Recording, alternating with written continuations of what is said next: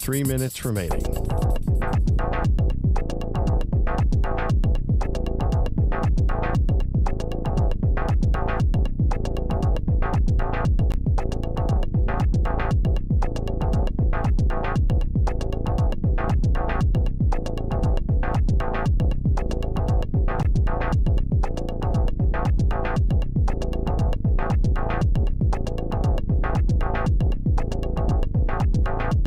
Two minutes, 30 seconds remaining.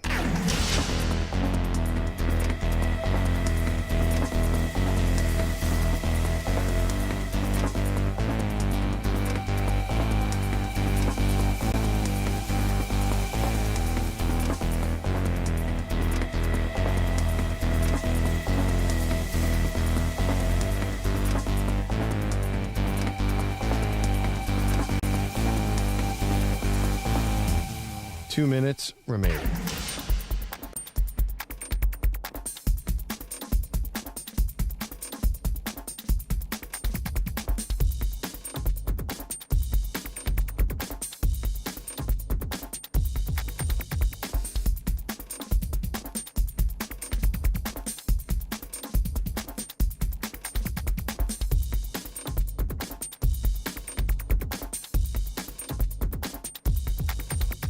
One minute, 30 seconds remaining.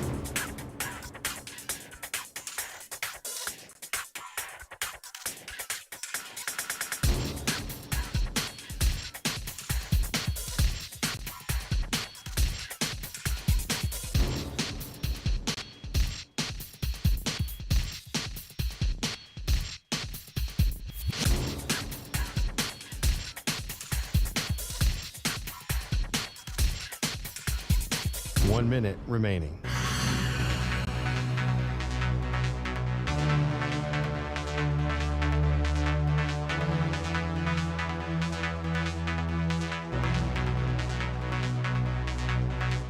Forty-five seconds remaining.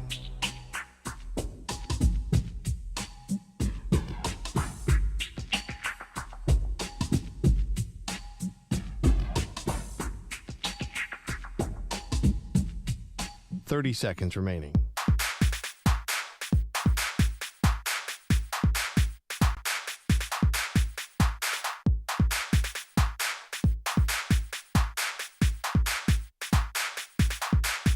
Fifteen seconds.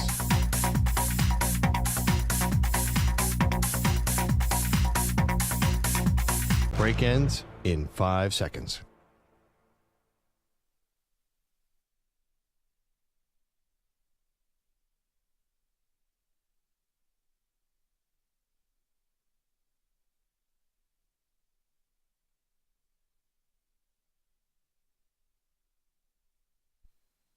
To infinity and beyond.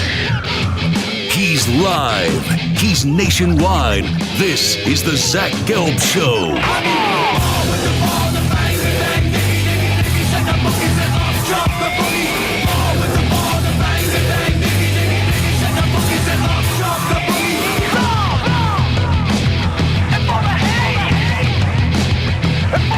Here's your host, Zach Gelb.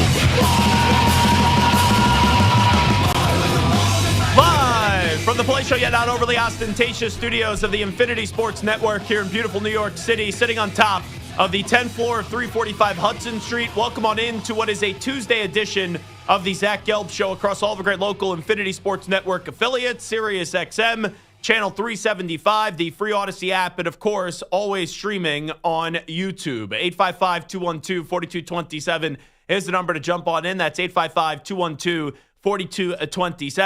And you could always get at me on Instagram, where I'm straight flexing, or via the good old cesspool of Twitter, at Zach Gelb. That's ZACHGELB. Emory Hunt is going to join us coming up at 5:20 p.m. Eastern Time, 2:20 p.m. Pacific today. We'll do a little post-combine reaction with him. And we're actually going to start the show by discussing something that we read to you towards the end of the show yesterday.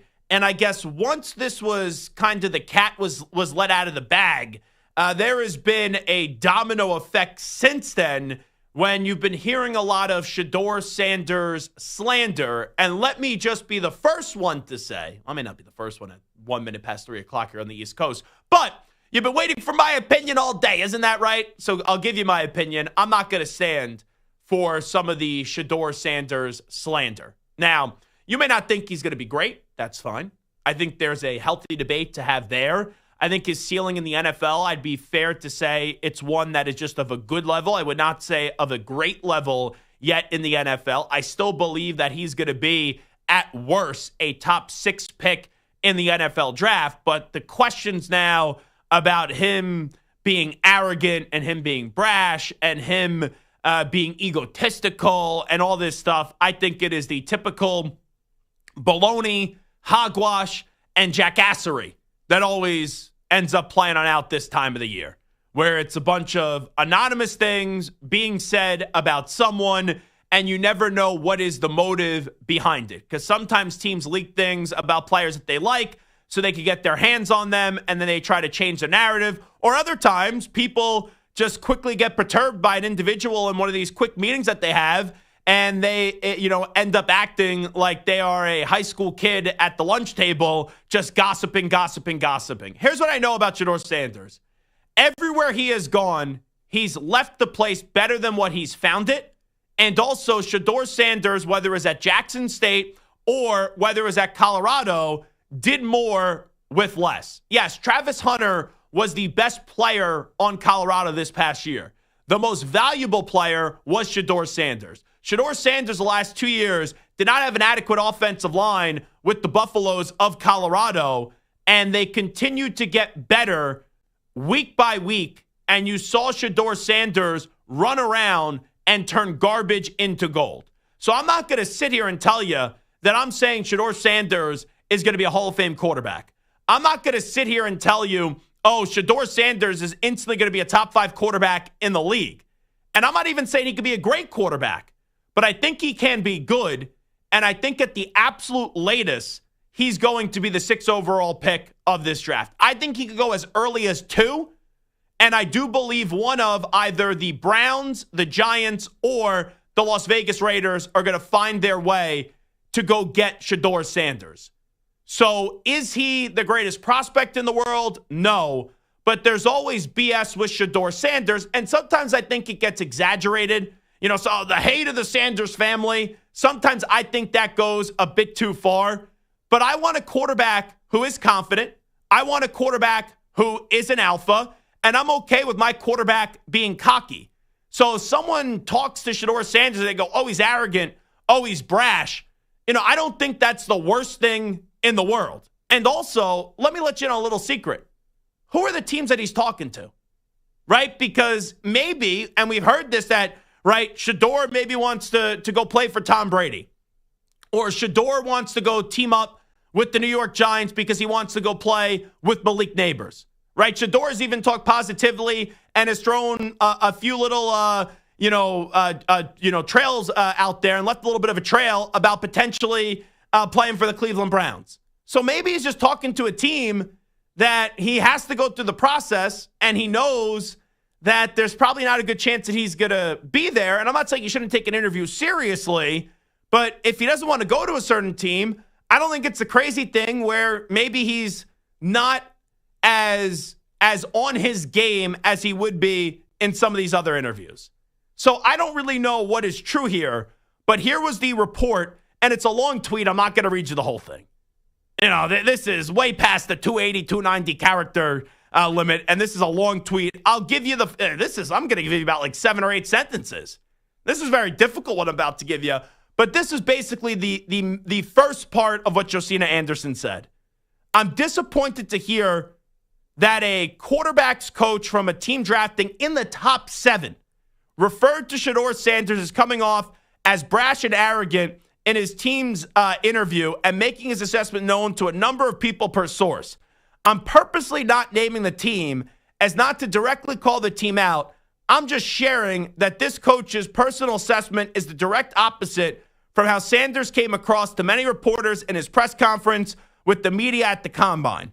Sanders appeared to go out of his way to acknowledge multiple media members, regardless if they were recognizable or not. He seemed cordial, polite, witty, thoughtful, along with being confident, as many athletes are.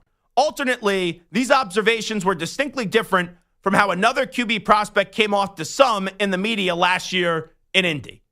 So that's what Josina Anderson said. So I have to ask you a question here, Stu, because I'm in the business, right, of speculating and finding out who's the rat. That's what I want to know. So you have Josina Anderson here who is saying, I don't want to call this person out. I don't want to dime this person out. But she said something that has my antenna up where sometimes, right, don't you say, oh, I really like a guy, but, or, you know, I don't want to be a bad guy, but, or, you know, I don't want to throw anyone under the bus, but, and you could give a hint. Now, if she would have said it's a team drafting in the top 5, if she would have said a team drafting in the top 10, the top 15, the top 20, you know, it's a little bit different than the top 7.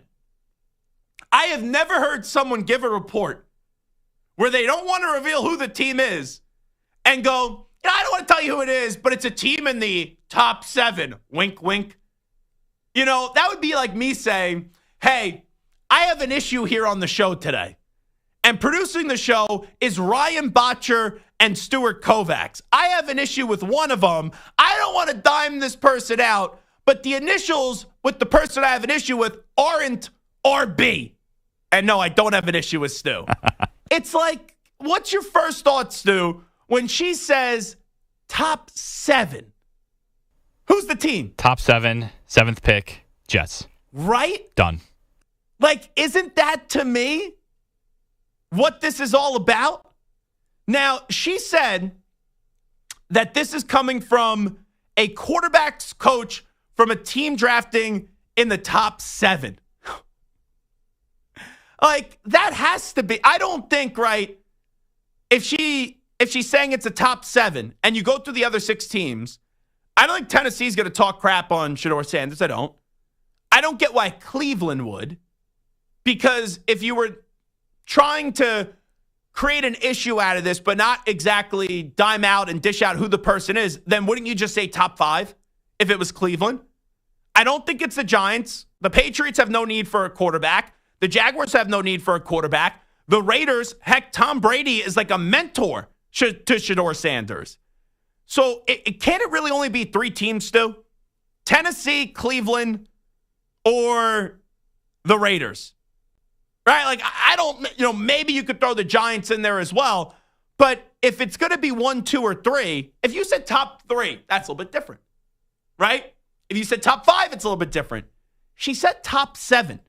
So I don't think it's crazy if we're just going to speculate and say not only is she talking about it being the Jets, but then the quarterback's coach for the New York Jets is Charles London. Right? Because this is a very specific thing.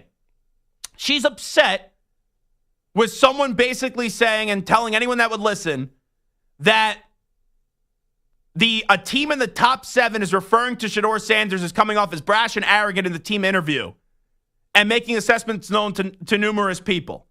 She says it's a quarterback coach from a team drafting in the top 7. Well, quarterback coach, 7th pick, Charles London. Right? That's what I would say. So I just thought that was very bizarre because I didn't notice it yesterday. I didn't think much of it yesterday when I just read it on the air for the first time. But in the top 7, that's just basically wanting to give you the answer without having any blood on your hands. Now, since that Josina Anderson report, there has been a domino effect. Let's listen up to Chris Trapasso. Does a great job for CBS Sports and CBS Sports HQ as a draft analyst.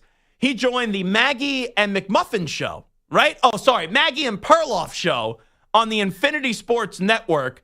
Right here, our great morning show with Maggie Gray and Andrew Perloff, 6 to 10 a.m. Eastern, 3 to 7 a.m. Pacific. I believe I got those times right? Right? Okay, good.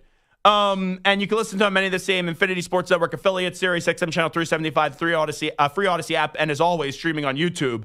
But here is Chris Trapasso and what he's hearing about Shedeur Sanders on with Maggie and Andrew earlier this morning. My gut feeling, and this was kind of reading some tea leaves from scouts that I talked to during the season, he wants to go to Las Vegas with the Raiders. Like his connection with Tom Brady. We know his dad's history. His dad was kind of picking and choosing where he wanted to go when he was an NFL player and wasn't shy about doing so. So the fact that, maybe he came off as arrogant or unprofessional, I mean, it's impossible to know really what happened without being in those rooms. But going into the combine, there was a general sense that he had one or two teams picked out. And I think priority number one for the whole Sanders camp is to land with the Raiders. So, Stu, I guess this makes you happy. If this is true. Right. That he's throwing these interviews because he wants to go team up with Tommy Brady and the Raiders, and he wants to go be the next franchise quarterback for the Raiders, and they haven't really had one since Rich Gannon. No disrespect to Derek Carr, and that's me basically being disrespectful to Derek Carr. But I guess you have to be thrilled by this. Does this increase your optimism that Shedeur Sanders is going to be the next quarterback of the Raiders? I would say a little bit. I'm not 100% there yet, but I think it does seem more likely than it felt 48, 72 hours ago for sure. And that's the part of it that I don't think is that far-fetched, right? We've seen Eli Manning and the Manning family basically dictate where they did go, and that was in a more public way. We've seen that happen before. The Sanders family has thrown this out there, right? Dion has said it before. I'm not going to let my son play for any team, right? So this is kind of a savvy and smart way. And I don't know why you definitely want to go play for the Raiders. That's a different conversation. But if you really wanted to go to the Raiders and you're meeting with teams, maybe you're not on your A game because you're trying to land to a specific spot. But even with that being said, I still don't know how likely it is that he lands with the Raiders. Because I do think Cam Ward's going 1. Now, could the Giants move up to 1? That's a possibility. And then could Tennessee pass on a quarterback at 3? Could Cleveland pass on a quarterback at 2? Yes. So there's a road for him to fall to the Raiders. But let's say that the Titans don't trade the pick. I think then they're taking Cam Ward. And either they take Abdul Carter or they take, with the number 1 overall pick, Travis Hunter, Tennessee. And I would then think Cleveland would take Cam Ward. But after that, if that does fall where Shedeur doesn't go in the first 2 picks, which he's not going to go 1, the Giants would then need to pass on him. And I don't think the Giants would pass on him. So if the Giants then do pass on him, and let's say they make their decision next week on who's going to be their quarterback, then there's a chance that he could fall to the Raiders. But if you look at those teams, it's like it could only be so many because, right, you say it's in the top 7, Josina Anderson. I don't see why, right, Shedeur Sanders wouldn't try to interview well with Tennessee. Maybe Cleveland, even though he's talked positively about Cleveland, because they're just not heading in the right direction. The Giants, at least you have Malik Neighbors. The Patriots don't need a quarterback. The Jaguars don't need a quarterback. And he's not saying a bad word when he's talking to the Raiders. So maybe he just felt like this Jets interview is pointless. Maybe that is the case. And also, here's the other thing. Cam Ward last week was talking about, hey, the Jets, you basically should try to come get me. So it's interesting how that's how Cam Ward approached the Jets and how, if we're going to speculate, Shedeur Sanders may have approached his interview with the New York Jets. Either way, I don't care. Right? I'm there to evaluate what you do on the football field. And off of it, I haven't seen anything that makes me think that Shedeur Sanders, I can't trust him if I end up having him, use a top 7 or whatever draft pick on a quarterback. I just don't. But that was Chris Trapasso on explaining why that could happen. Here is Todd McShay, longtime NFL analyst and draft analyst on the McShay Show, and Todd McShay on what he's hearing about Shedeur Sanders post the combine. The 2 people that I spoke to, teams in the top 10 drafting that need a quarterback, left the meeting feeling like Shedeur Sanders was not overly concerned with what they thought of him. They had a 15-minute meeting with him, and when they were done, they both said in different ways, different words, that they did not feel like Shedeur Sanders cared all that much about what that organization thought of him. All right, then that's fine. But once again, who are those teams? He said 2 teams in the top 10. So if I had to guess, probably the Jets, right? I would think that report is similar to Josina Anderson. And then I don't know if he met with the Saints or not, but could it be the Saints? They're picking at 9. I still don't think that this guy is the absolute latest. I think he gets drafted as 6. And hey, sometimes we're wrong on this. Sometimes we see these crazy draft falls. And maybe that ends up being Shedeur Sanders. But if you're the Raiders, like Stu, let me just ask you this. Let's say Tennessee at 1 takes Cam Ward. Then Abdul Carter goes 2 with the Browns. Then let's say the Giants end up going Travis Hunter. The Patriots take Mr. Short Arms in Will Campbell. Then the Jaguars take Mason Graham.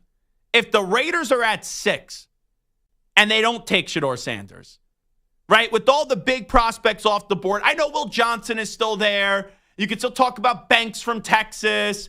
You could look at the edge rusher from Georgia, Jalen Walker. Like, there's other guys there that you could be fine with. McMillan, the wide receiver from Arizona.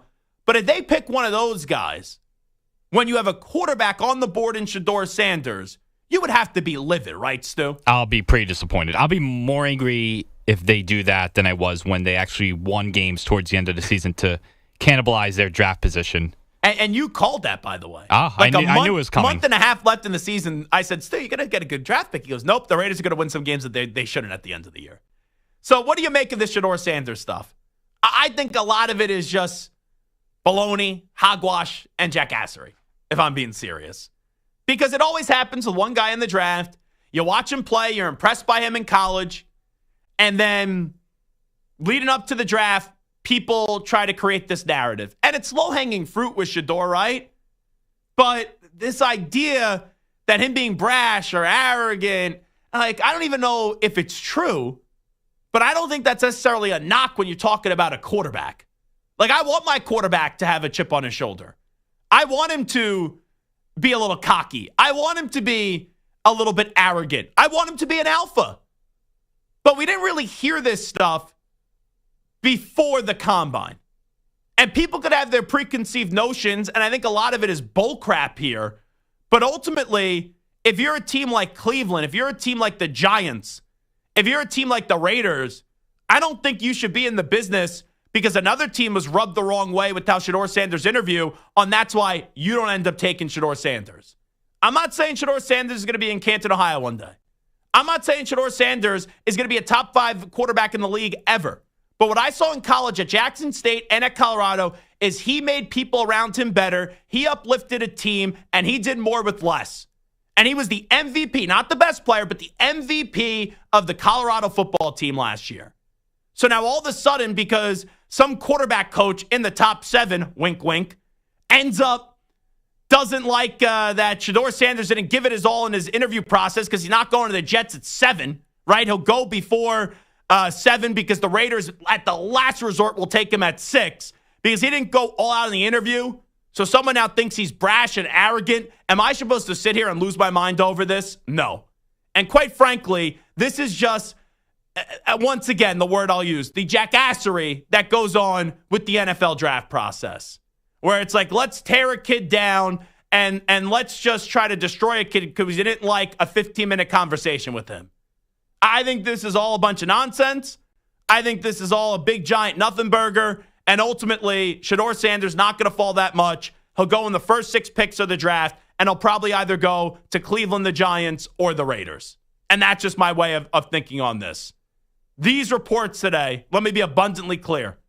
Whether it's what Chris Trapasso said, Josina Anderson has been hearing, Todd McShay, it doesn't change anything for me. Because this time of the year, February, March, April, it's lying season, it's overreaction season, and trust what your eyes basically showed you for the last few years with Shedeur Sanders. That's what I would say. All right, it is the Zach Gelb Show on the Infinity Sports Network. What the Minnesota Vikings should do at quarterback this offseason. I'll get to that next. You're in a 5-minute break.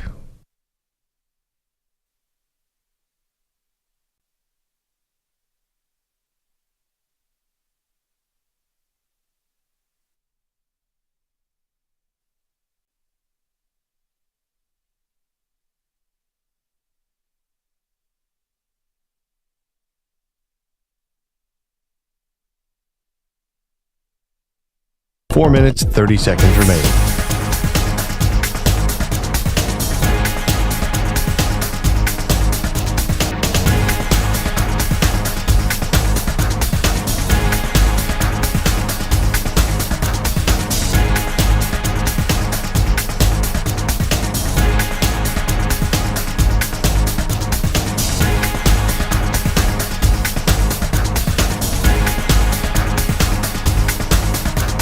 4 minutes remaining.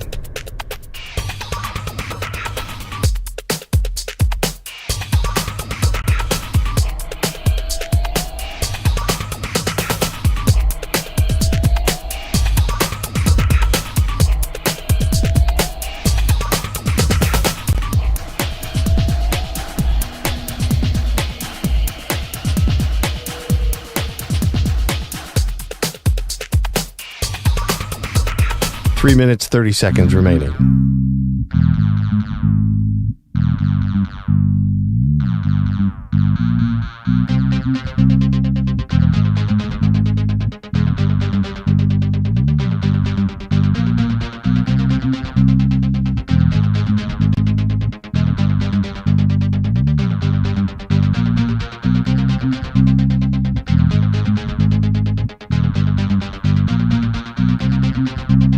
Three minutes remaining.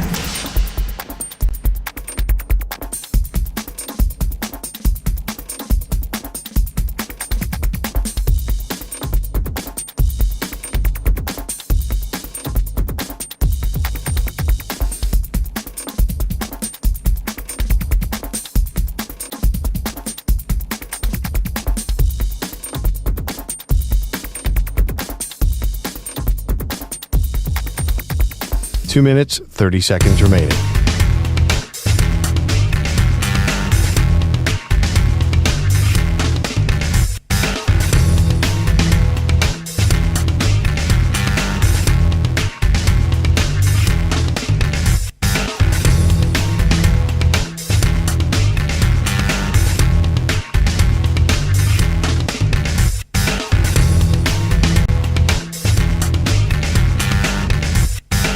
Two minutes remaining.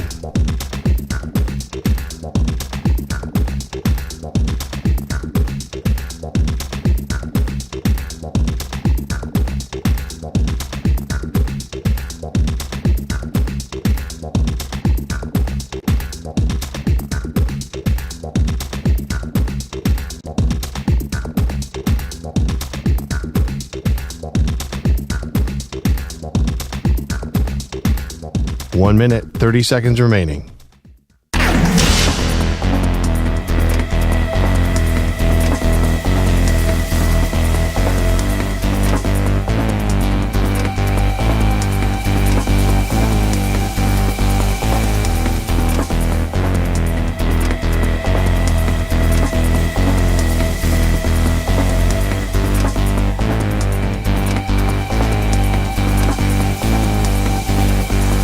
One minute remaining.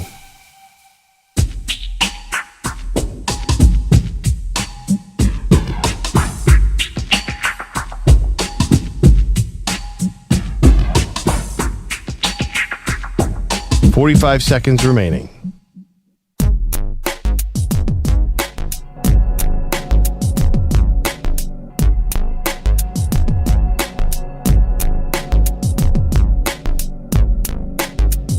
Thirty seconds remaining.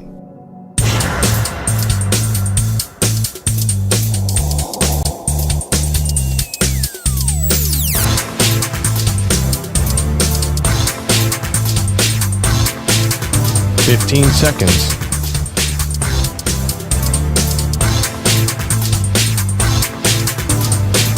Break ends in 5 seconds.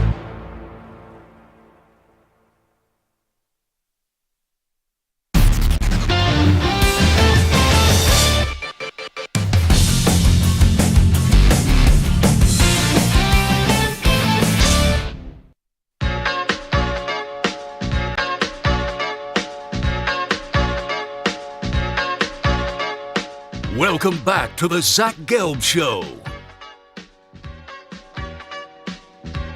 Alrighty, the deadline for the franchise tag is approaching. 35 minutes from now at the top of the hour.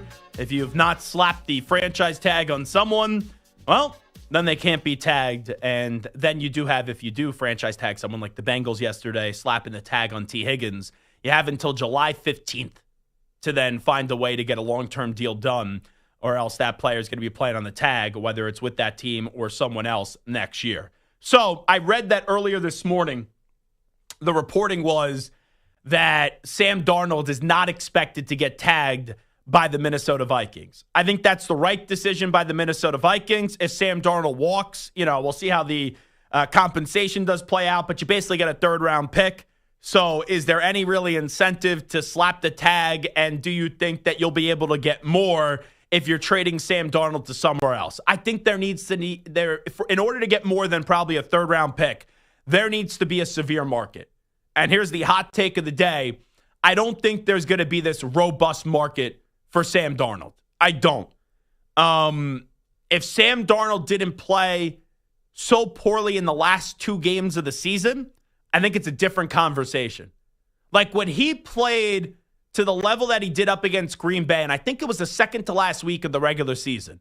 And remember, he was getting thrown on like linemen's shoulders in the locker room. They're throwing water bottles everywhere. And you have Kevin O'Connell sitting there just staring at Sam Darnold in the locker room like he was a proud pop, right? And he was just like in awe of what was going on. That was the first time, because we had Ben Lieber on, if you remember, from the Minnesota Vikings radio network on before that game. And he goes, I think that the Minnesota Vikings next year are going to rock and roll with J.J. McCarthy, and they're going to let Sam Darnold go elsewhere. And I agree with him, right? That was the genesis of that conversation. And then a lot of people started to run with it. And remember, we had that one fan in Minnesota who recorded a video and a song, and he was furious. He was like furious, but we played it on the air. He was like, Zach and Ben, like basically like, shut up. And he's like singing with it. He had some tape over his nose too. And I was having some fun with that individual on the air, and we were going kind of back and forth, and it was good. But you look at that moment after Green Bay, that was the first time even someone like me who all throughout the year was like, JJ's going to be their guy next year, where I had to wait and say to myself, maybe Sam Darnold's going to be back with the Minnesota Vikings next year. But then that thought that was only quickly out there by me for a few moments quickly evaporated into thin air when Sam Darnold not only had a terrible performance with the number 1 seed, a bye on the line, the division on the line, up against the Detroit Lions, but then it carried over into the wild card game where they got beat up pretty good by the LA Rams. So it kind of stinks because he did such a good job in rewriting the narrative on Sam Darnold. And for the first time in his NFL career, we were actually praising Sam Darnold because it did not work out well with the Jets. It obviously did not work with the Carolina Panthers. And we were looking at Sam Darnold, and it was just this unbelievable renaissance story, rejuvenation story with what was going on with the Minnesota Vikings. And yes, right, like you could look at Minnesota and say, well, you got O'Connell, you got Jefferson, you got Addison, you had Hockenson back, you had a solid running back in Aaron Jones. There was enough there where you understand Sam Darnold needs to be put in a good situation to succeed. But when you're throwing like 30-something touchdown passes a year, I don't care who's around you, you have to eventually also credit the quarterback as well. And Sam Darnold that week after the Green Bay game, it was praise, praise, praise, praise, praise, praise, praise. And a lot of people started to vocally say, in a loud majority say, hey, Sam's going to be the guy coming on back next year. But with how that narrative quickly ran to the top of the mountain and then fell right off the cliff and didn't find like a landing spot, it crashed at the bottom of the mountain in the ground, and it was ugly. I don't see how you bring back Sam Darnold. I don't. I do not. Like, if you're the Minnesota Vikings, you just used a 10th overall draft pick on J.J. McCarthy. J.J. McCarthy, you used a first-round top 10 pick on him. Sam Darnold walked into Minnesota with basically, I wouldn't even say his career on life support. His career was already dead. And he found a way to show a pulse. He found a way for 14, 15 weeks to change the view about him. But when push did come to shove in the last week of the regular season and in the wild card game, he was terrible. So why would you go bring back Sam Darnold? I would rather go with the unknown and someone that I think has a higher ceiling, even though Darnold was a 3rd overall pick and McCarthy was 10th. But Darnold, right, failed with the Jets, and it didn't work out with the Carolina Panthers. So, yes, he had a nice season. No one's taking that away. But why would you then use a top 10 pick on J.J. McCarthy? And I understand he had the meniscus injury, and he didn't play last year. but why would you sit him then for another season and also shell out more cash to Sam Darnold? And I don't think Sam Darnold's only taken a one-year deal. Like, could that change the conversation? Sure. I, though, still would personally have J.J. McCarthy as a starting quarterback next year. I think the Vikings should just look at Sam Darnold and say, we appreciate your service. We appreciate what you've done. We're going to let you go fly somewhere else, though. Go get your money. Go get your 3-4-year contract. And I do think there will be a team that gives him a 3 or 4 year deal. I think he's in line, and I do believe Baker Mayfield's better, obviously. But I think he's in line for a deal similarly to what Baker Mayfield got last offseason with the Tampa Bay Buccaneers. And I think there will be a team out there that will give it to him. You know, maybe it is the Raiders. Him and Pete Carroll, you link up, and then boom, you go there. Because for some reason, even though I was first to the train on Shedeur Sanders going to the Raiders, at the end of the draft last year I predicted it. For some reason, I still feel like Shedeur Sanders, as long as the Giants don't trade up to 1 to get the Tennessee Titans pick, and then they go get Cam Ward, I still think that Shedeur Sanders is going to land with the New York Giants. So the Raiders are going to need a quarterback. And if you're the Raiders, I would go give a 3 or 4 year deal to Sam Darnold, and you kind of front-load it on the first 2 years, and then you could spread that money out, and you basically tie it up with Pete Carroll's 3-year contract as well. That's what I would do. But from Minnesota's standpoint, I don't see why you would bring back Sam Darnold. Because I would ask yourself, why are you bringing him back? Because with Sam Darnold, you know what the limitations are. Sam Darnold could be a good quarterback in Minnesota. We know that. But can he win you a playoff game? Can he win you a big game? Can he win you a game when the division's on the line? Can he go win you a wild card game? No, we just saw it. Because this was the year of Sam Darnold. This is the year where the stock for Sam Darnold will be at its highest. This is the way that we will view him in the most positive fashion probably for the rest of his career. And even though, right, he started to eliminate Mono Sam, seeing Ghost Sam, those things were going right out the window. But they popped back up when most of us became believers in the last regular season game and then in the wild card round. So if you're going to go to Sam, I wouldn't understand why you would when you have a present under the tree in J.J. McCarthy that it may not be a great present, it may not be wonderful, but if you just made Sam Darnold, whose career was donezo, look like a good, competent, successful quarterback in this league, why can't you do so with J.J. McCarthy, who was on the sideline last year and was a top 10 pick? I think the system in Minnesota is more valuable than the quarterback, and that's also a big part of this. This is by design of Kwesi Adolfo-Mensah and also Kevin O'Connell, where they're telling you we don't need to go pay this quarterback right now $60 million a year. So even if you get Sam Darnold at $40 million, why do that before you give J.J. McCarthy an actual shot? So I think this is an easy-peasy decision. You don't franchise tag him. That will become official that they don't franchise tag him. And now 25 minutes from now, then you will have Sam Darnold be on the market next week. And I do think Sam Darnold is going to go somewhere else. J.J. McCarthy, as long as he's healthy, will be the week 1 starter for the Minnesota Vikings. And you get back that 3rd-round compensatory pick for Sam Darnold. And quite frankly, that is more than you could have ever expected on what you would have got back for Sam Darnold when he elected to sign with the Minnesota Vikings just this past offseason. Because he was an afterthought. No one took Sam Darnold seriously. Give him credit that he's going to go get paid. But, like Hickey, for example, I saw he was tweeting up a storm today. It would be career suicide for Sam Darnold to leave the Minnesota Vikings. I think fans and players view things differently, right? It's not career suicide for Sam Darnold. Like, he could go to the Raiders and get $35 to $40 million a year. If he's good or not, it doesn't matter to me. He's getting that money. So I would go cash in right now when your stock is in a good spot. And Hickey, the 3 teams he threw out there were the Raiders, the Giants, or the Titans. Like, do you think that it's going to be that much different than what we saw this year for Sam Darnold of Minnesota if they bring him back for next year? I think he probably would only regress or just stay the same. And that's why I go to the unknown and the uncertainty of J.J. McCarthy, who I think can be good. I don't think J.J.'s great. Sam could be good. I don't think he's great. And you basically have to pay J.J. McCarthy nothing. And I said that during the draft process. Out of all the quarterbacks that were available, I said J.J. McCarthy needed to go to Minnesota more than anybody because he needs the system around him to have some stars. And you saw that with the team that he has in Minnesota with Justin Jefferson, with Addison. We'll see who else is back with that team. You still got Hawkinson there. that's a spot where I think J.J. McCarthy could be good.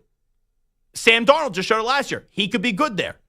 So just from a financial standpoint, why would you then go break the bank for Sam Darnold when you could have a better version of Sam Darnold and basically pay him next to nothing for next year? So this is an easy decision, and that's why Minnesota is going to let Sam Darnold walk. All righty, Zach Gelb here with you on the Infinity Sports Network. Do you want to see the Lakers go on a long run this postseason? How about the Golden State Warriors? Or do you want to see new blood in the Western Conference? And an unfortunate injury yesterday out in the Western Conference as well. We'll talk a little NBA when we come on back. Update time first. Here's Zach.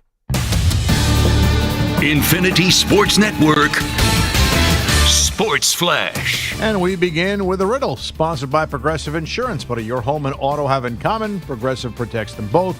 It was an easy riddle. Learn more at Progressive.com. The Giants didn't want to pay Saquon Barkley, but he's cashing in with the Eagles. After winning the Super Bowl, the All-Pro running back was rewarded with a 2-year, $41 million extension. It makes him the highest-paid running back in history, and he can also reach another $15 million in incentives. The Vikings, as expected, did not use the franchise tag on Sam Darnold, but are still hoping to bring back last year's starting quarterback on a deal that works for both sides. Oza Odigizua won't hit the open market. The Cowboys hanging on to their star defensive lineman, giving him a 4-year extension with $58 million in guaranteed money. The Jets wide receivers room is going to be vastly different with the Aaron Rodgers influences now gone. They've released Devontae Adams to save $30 million under the salary cap. They're also giving Alan Lazard permission to seek a deal. The Rams are sending offensive lineman Jonah Jackson to the Bears for a 6th-round pick, and Brandon McManus reaches an extension with the Packers, 3 years, over $15 million. Kyire Irving done for the season with a torn ACL. I'm Rich Eckert. This is the Infinity Sports Network. Follow us on Instagram. Our handle is Infinity Sports Network.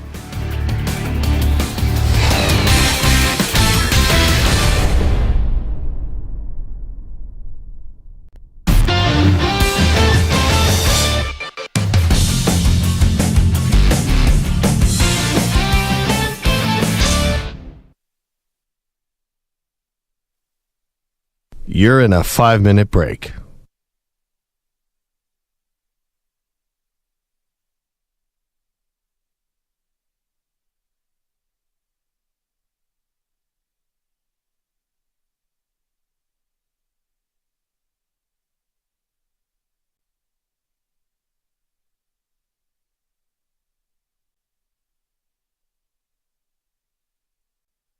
Four minutes, 30 seconds remaining.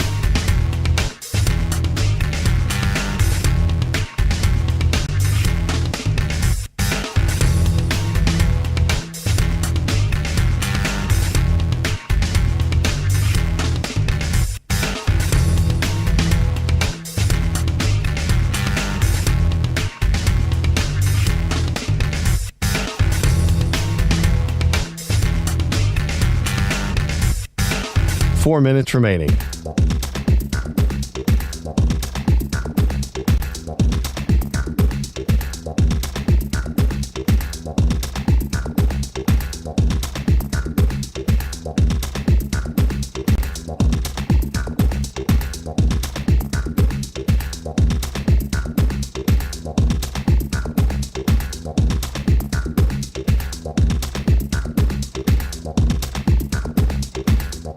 Three minutes, 30 seconds remaining.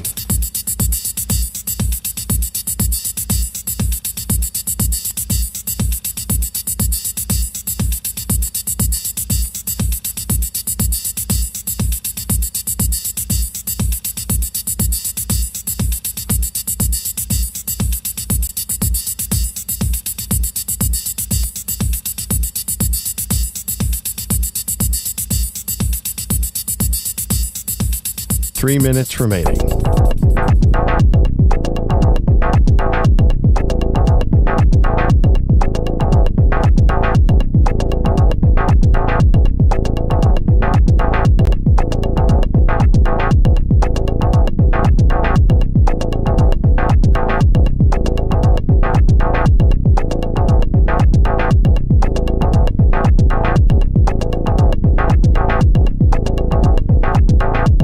Two minutes, 30 seconds remaining.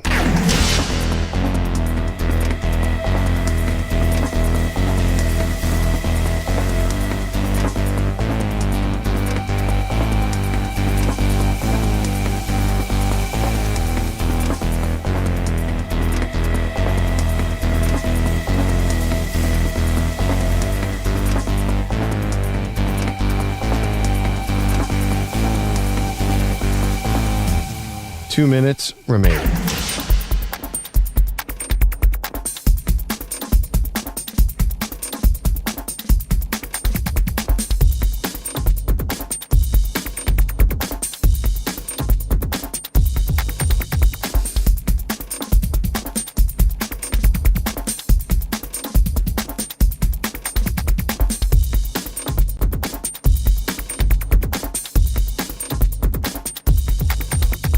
One minute, 30 seconds remaining.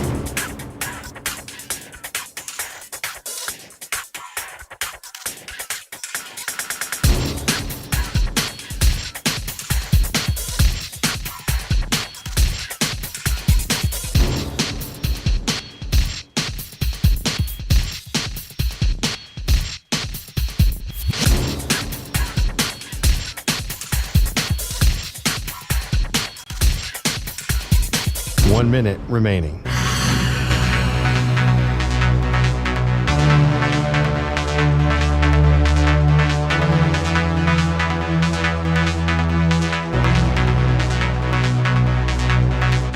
Forty-five seconds remaining.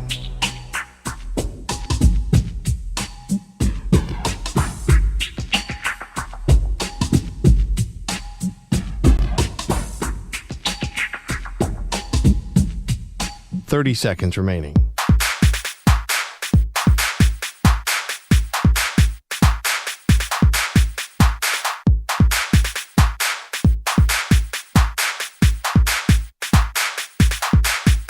Fifteen seconds.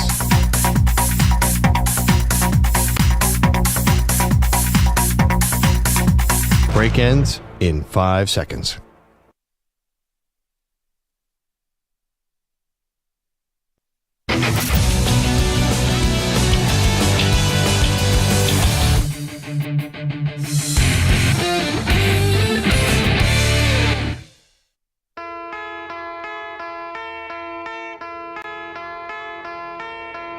Welcome back to the Zach Gelb Show on the Infinity Sports Network. The Defensive Player of the Week is sponsored by the Navy Federal Credit Union, who proudly serves the armed forces, DoD veterans, and their families. Their members are the mission. Learn more at NavyFederal.org.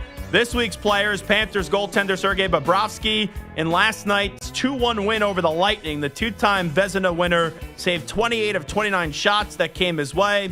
The Panthers currently sit with 79 points, which is second in the Atlantic Division. I saw some pucks last night. I saw my Rangers just beat up back-to-back shutouts. Jonathan Quick had a shutout on Sunday, and then on Monday, last night at the world's most famous arena. The Islanders had a goal early, and then it was waved off and overturned on review because it was offside. And Igor Shesterkin did not allow a goal in that one either, as the Rangers just beat the snot out of the Islanders last night. I'll be going back to the Garden tonight, and actually, I think you may be able to see me on the broadcast. So I'm sitting a row or two behind the Knicks bench, and I did not do this intentionally, but I'm going to the game, and the game will be broadcasted nationally on TNT. It is Knicks and Warriors. I saw Steph Curry rolled his ankle last night, but Steph Curry said after the game, like he tweaked his ankle, something like that, but he's still going to try to play at the Garden. He expects to play unless if his ankle tells him not to, was the quote that he gave last night in their game up against the Hornets. So I hope Steph Curry plays, because I'm going to the game and I want to see Steph. I've seen Steph play live in person, I think 2 times in my life. Both was when I was living in Philadelphia. The first time I saw him play live, he was like 0-12 from 3. He had an abysmal shooting night. And after the game, he said, hey, when you're in a slump, shooters just got to shoot. And that's kind of the mentality that I go by. But I didn't know that I was going to the game before I got to the studio. And then a buddy of mine that has seats right behind the Knicks bench goes, hey, do you want to go tonight? And I'm wearing a big, bright red sweatshirt. I'm wearing a hoodie. You already know. So, right, you have all like the yellow and the blue with the Warriors, the Knicks, the blue and the orange that will be there. And then you're just going to see like a big blob behind the Knicks bench in a red sweatshirt. So see if you can see me on the broadcast tonight. So I'm going back to the Garden for a little Knicks and Warriors tonight, a double dip, Rangers and Islanders. Last night, And then tonight, a little Knicks and Warriors. But on the topic of the NBA, or before I get to the NBA, Ian Rappaport, I know that we're closing in on the franchise tag deadline, and we just talked about this in the last segment. Raiders were coming back from break. The Vikings will officially not be tagging Sam Darnold, but the two parties will continue to work towards a deal that is best for both sides. I gave you my opinion. Ultimately, I think Sam Darnold is going to go somewhere else. Now, here's the tricky parts, though, because I just got a tweet during the break from a listener named Peter, and he said, do you think that JJ might not be ready for the beginning of the season? Now, I saw Jeremy Fowler of the ESPN said the other day that they're hopeful that JJ McCarthy is ready for the start of training camp. So if they're hopeful that he's ready for the start of training camp, I would imagine that something would really have to go wrong for him not to be ready to go week one. I'm of the line of thinking the Vikings should say goodbye to Sam Darnold and they should rock and roll with JJ McCarthy. But if the Vikings are trying to still get a deal done with Sam Darnold, and I got to see what the legitimacy of that is, because I still believe that they intend eventually to make JJ McCarthy their long-term quarterback, don't you just go to Sam if you're trying to get a deal done, right? But the two parties will continue to work towards a deal that is best for both sides. It's very ambiguous. If you're trying to get a deal done, and right, that could have many different meanings, but if I'm Minnesota, the only way I'd bring him back, and once again, I would not bring him back, is if it's a one-year deal. That's it. Like, hey, come back, play another year, and then go get your money somewhere else next year. You know, basically do what you just did this year, and it's off a better foundation. That's what I would say. That's the only way I would entertain it, and maybe you have J.J. McCarthy sit for another year. That's the only way. But once again, I still think the best option is you save the money, even if it's for a year, and you go and you turn the baton over to J.J. McCarthy, because I think he's ready to go. I do. You got to finish the healing and all that stuff, but we're talking about hopefully being ready for training camp. I'll be shocked if he's not ready by week one. That's more than enough time, unless if he suffers a new injury, to get him ready for the start of the season. And you're going to basically pay him a whole lot less than what you'd be paying Sam Darnold. But if I'm Sam Darnold, Stu, like if Minnesota's saying only a one-year deal, that's my last resort.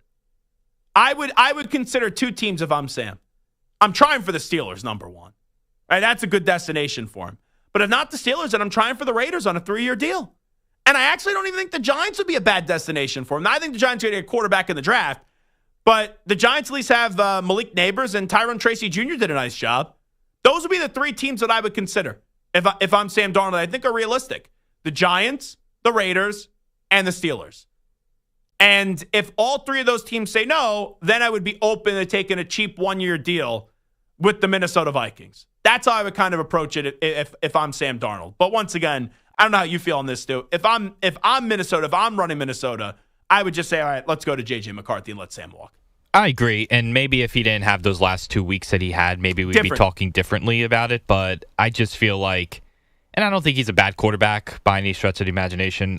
I just think that if you draft McCarthy top 10 like you did, you kind of have to just go with him at this point, because you saw something that's enough to be like, okay, we're going to use a pick on him that we could have used on, let's just say, Brock Bowers, for example. Sure. I know they didn't think Darnold would be as good as he was, but you kind of have to go to the rookie, I think. Now, just to play devil's advocate, and now I'm basically arguing with myself because I agree with you. Can't you just say, oh, well, look at what San Francisco did. We moved mountains to go get Trey Lance. Never really gave him an opportunity. They went with Brock Purdy, right? Like, I know it's a different scenario. Yeah, definitely. But just because you used the top 10 pick on him doesn't mean that you have to go to him. Because look at what the Niners did to move up to 3, and all they gave up, and they basically just said after, a few weeks, oh, we're going to go with, Mr. Irrelevant in the last pick of the draft in Brock Purdy. So there is previous precedent before where just because you use an early draft pick on someone doesn't mean that you have to end up going to them and giving them a legitimate chance. But I'm with you. I think that it will ultimately be J.J. McCarthy starting week 1 and Sam Darnold will be somewhere else. Where do you have Sam landed right now? Just wondering. Think he will. So it's interesting. I think it's your team. I think it's the Raiders, but if they get Shedeur, then I mean, the problem is you kind of have to know before what you're doing, right? Because you can't plan for Shedeur. And unless if they trade up, I don't think they know for sure that they're going to be able to get Shedeur if they wait for the draft. Does feel like a Raiders move, though, to sign Darnold. Yeah. Man, like Darnold and Kirk Cousins, these guys could be in similar spots where Darnold could sign somewhere next week. Kirk Cousins, if he ever gets released, could go somewhere else. And then come April, they think they know where they're going and then for the rest of their career. And then boom, team goes and makes a move in the draft. It would be very on brand, though, for the Raiders to sign Sam Darnold and then Shedeur Sanders there at 6, and they take Shedeur Sanders as well. Definitely. It's like the Twilight Zone. Anyway, I'll ask this question with the Lakers and the Golden State Warriors. If you're an NBA fan, you got Shai Gilgeous-Alexander with the Oklahoma City Thunder. Right now, he's like minus 550 to win the MVP. He's been awesome. You got the resurgence of Ja Morant with the Memphis Grizzlies back to stardom. You also take a look, Nikola Jokic kind of rewrites history each and every night with the Denver Nuggets. Those are teams right now that are set up in a very good position to go on a deep postseason run. Now the Lakers, right, they get Luka Doncic, team him up with LeBron, right? Rob Pelinka just absolutely abused Nico Harrison in that trade. And also, you've seen the Lakers play well. And Golden State, to their credit, I thought they were dead. Right? I thought they were donezo. They were done winning championships. They go get Jimmy Butler. Now, Steph, Jimmy Butler, and Draymond Green have been a nice little trio. And now there's life with the Golden State Warriors. So with this quick resurgence in 2025 with the Lakers and Golden State, would you rather see one of those teams go to the NBA Finals, or would you like to see some new blood with the Grizzlies or even with the Oklahoma City Thunder? And I know the Nuggets just won a championship a few years ago, but would you rather see one of those three teams, or would you rather see LeBron, or would you rather see Steph? I hate to say it because I didn't think I would say this, but I'd rather see the old guard. And I'm not a huge J.J. Redick fan, but he's doing a good job this year. I'll give him credit. But I like what I'm seeing from the Lakers the last few weeks, and I like what I'm seeing from the Golden State Warriors as well. And it's fun, and you have the big star name and the big brand of LeBron and also Steph Curry. And also horrible last night to see that Kyrie Irving did tear his ACL. I know he went back to the charity stripe to hit those free throws. Before the game, there was that story about the Mavericks raising ticket prices. But you look at the Mavericks, what a disaster they've been. Anthony Davis hurt. You trade Luka Doncic. Now Kyrie's out for the year. That organization, now a lot of it is their own fault. The Kyrie thing is just bad luck. But a lot of the organization's moves have just been terrible. But when it rains, it pours with the Dallas Mavericks right now, and this is just a bleep show. And they are a laughingstock. From the NBA Finals a year ago, right, just in June, to now being one of the biggest clown shows in the NBA. It's really surreal to see how this all did unfold so quickly. Coming on back, Zach Gelb Show.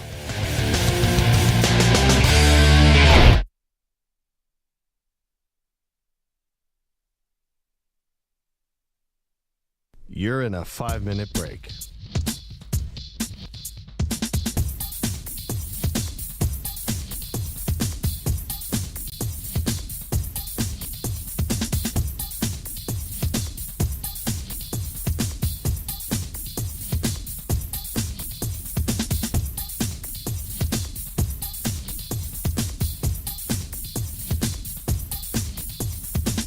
Four minutes, 30 seconds remaining.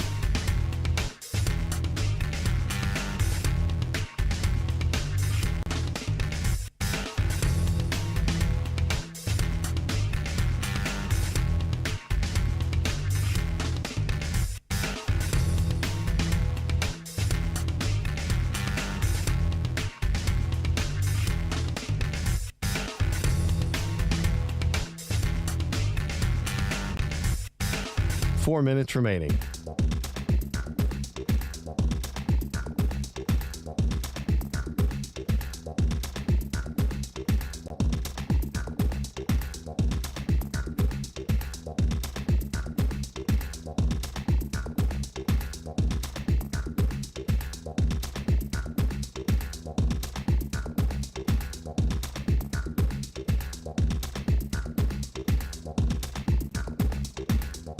Three minutes, 30 seconds remaining.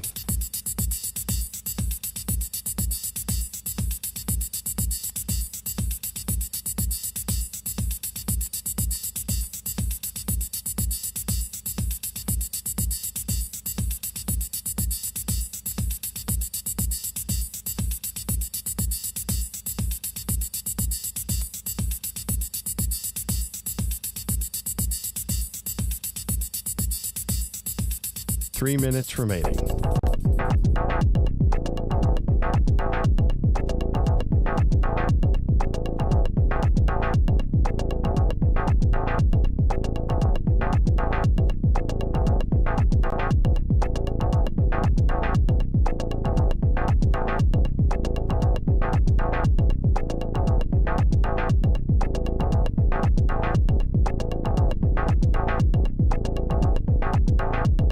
2 minutes, 30 seconds remaining.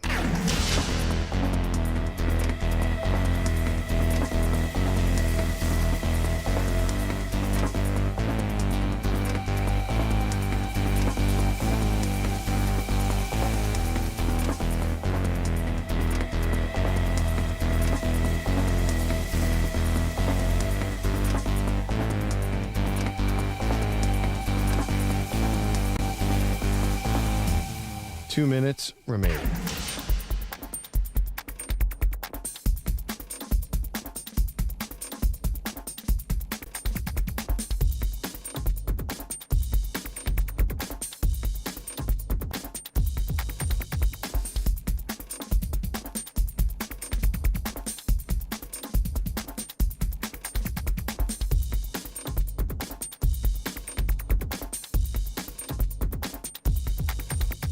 One minute, 30 seconds remaining.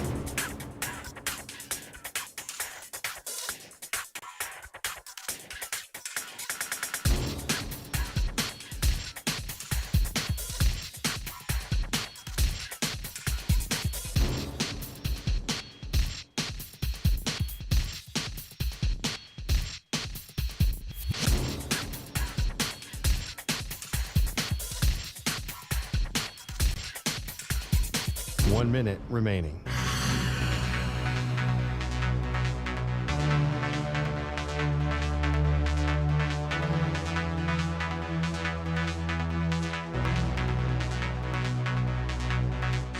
Forty-five seconds remaining.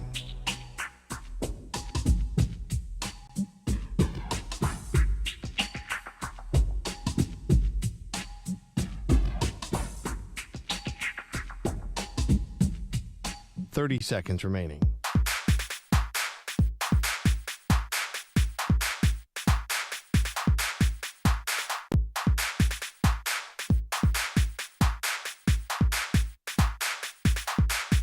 Fifteen seconds.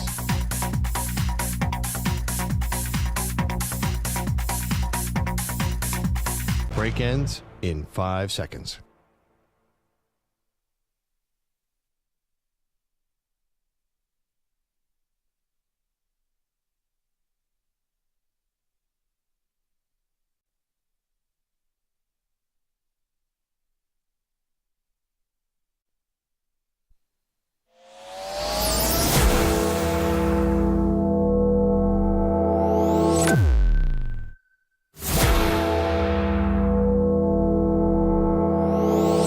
Infinity and beyond. He's live. He's nationwide. This is the Zach Gelb Show. Alrighty, hour number 2 of our radio program coming up. An hour 20 from now, Emory Hunt will join us. Does a great job, CBS Sports HQ, as an NFL draft analyst. We'll get all of his post-combine thoughts. Clearly a lot out there today on Shedeur Sanders, how there's a team in the top 7. Sounds like it's the Jets, who did not like the attitude of Shedeur Sanders. I think a lot of this stuff is just ridiculous when it comes to this time of the year, and also with Shedeur Sanders in particular. Also, it's 4 o'clock straight up here on the East Coast, so if you have not tagged someone yet in the NFL, when it comes to the franchise tag, you no longer can. Sam Darnold of the Vikings did not have the tag slapped on him. The Vikings didn't do that. Ian Rappaport says they're still looking at a deal that could maybe work well for both parties. I also believe they'll hand the baton over to J.J. McCarthy, and then Sam Darnold, whether it's Pittsburgh, whether it's the Giants, whether it's the Raiders, he'll be elsewhere next year. Obviously, some NBA news as well. We talked about this resurgence of the Warriors and the Lakers, and would you rather see the Lakers led by LeBron and Luka, Golden State led by Steph Curry and Jimmy Butler, and also Draymond Green? Would you want to see one of those teams come out of the West, or would you like some new blood with the Grizzlies or the Oklahoma City Thunder, or even see, right, the quest for Nikola Jokic to go get his second championship? So we talked about that, and then the unfortunate injury last night, as it just keeps on getting worse and worse and worse for the Dallas Mavericks. First, you lose Luka Doncic. Now you have Anthony Davis on the team, but he's hurt. And now you have Kyrie Irving, who's out for the season with the torn ACL. So just what a bleep show the Dallas Mavericks have been, and that's just an organization that nothing could go right for them. You know, it's weird to group the Kyrie stuff in there because it's an injury. You can't blame the organization for that. I feel weird saying, oh, that's karma for Nico Harrison when you're talking about someone blowing out their knee last night, and I'm not going to do that. But this is a team right now that nothing could just go their way. And Nico Harrison, I think, is a fool. Let me be clear. I think he's an idiot. I think he's a moron. I think he's a dope. And we know to get into one of those positions and his story, he shouldn't be called those words. But geez Louise, to trade Luka Doncic, and that was just marinated in ego and control. It just makes no sense to me. And you trade Luka Doncic for a player in Anthony Davis, who's a top 10 player in the league when he's healthy. The problem is the guy's never healthy. And I know you can say, oh, but last year he was healthy. Okay, that was 1 year. That was an outlier. You don't trade a top 5 player in the league in Luka Doncic, especially when your team just last year was in the NBA Finals. And it's impossible to not think this. And I know he's still an owner, but he's a minority owner. But with Mark Cuban being there, if he was still the majority owner, Mark Cuban once said he would divorce his own wife first before it would ever be getting rid of Luka Doncic. But to see where that team was, where they were at in June of 2024, to now where they are at in March 4th of 2025, and it really started a month ago when they elected to be bozos and trade Luka Doncic, it is surreal. Where, I don't know about you, Stu.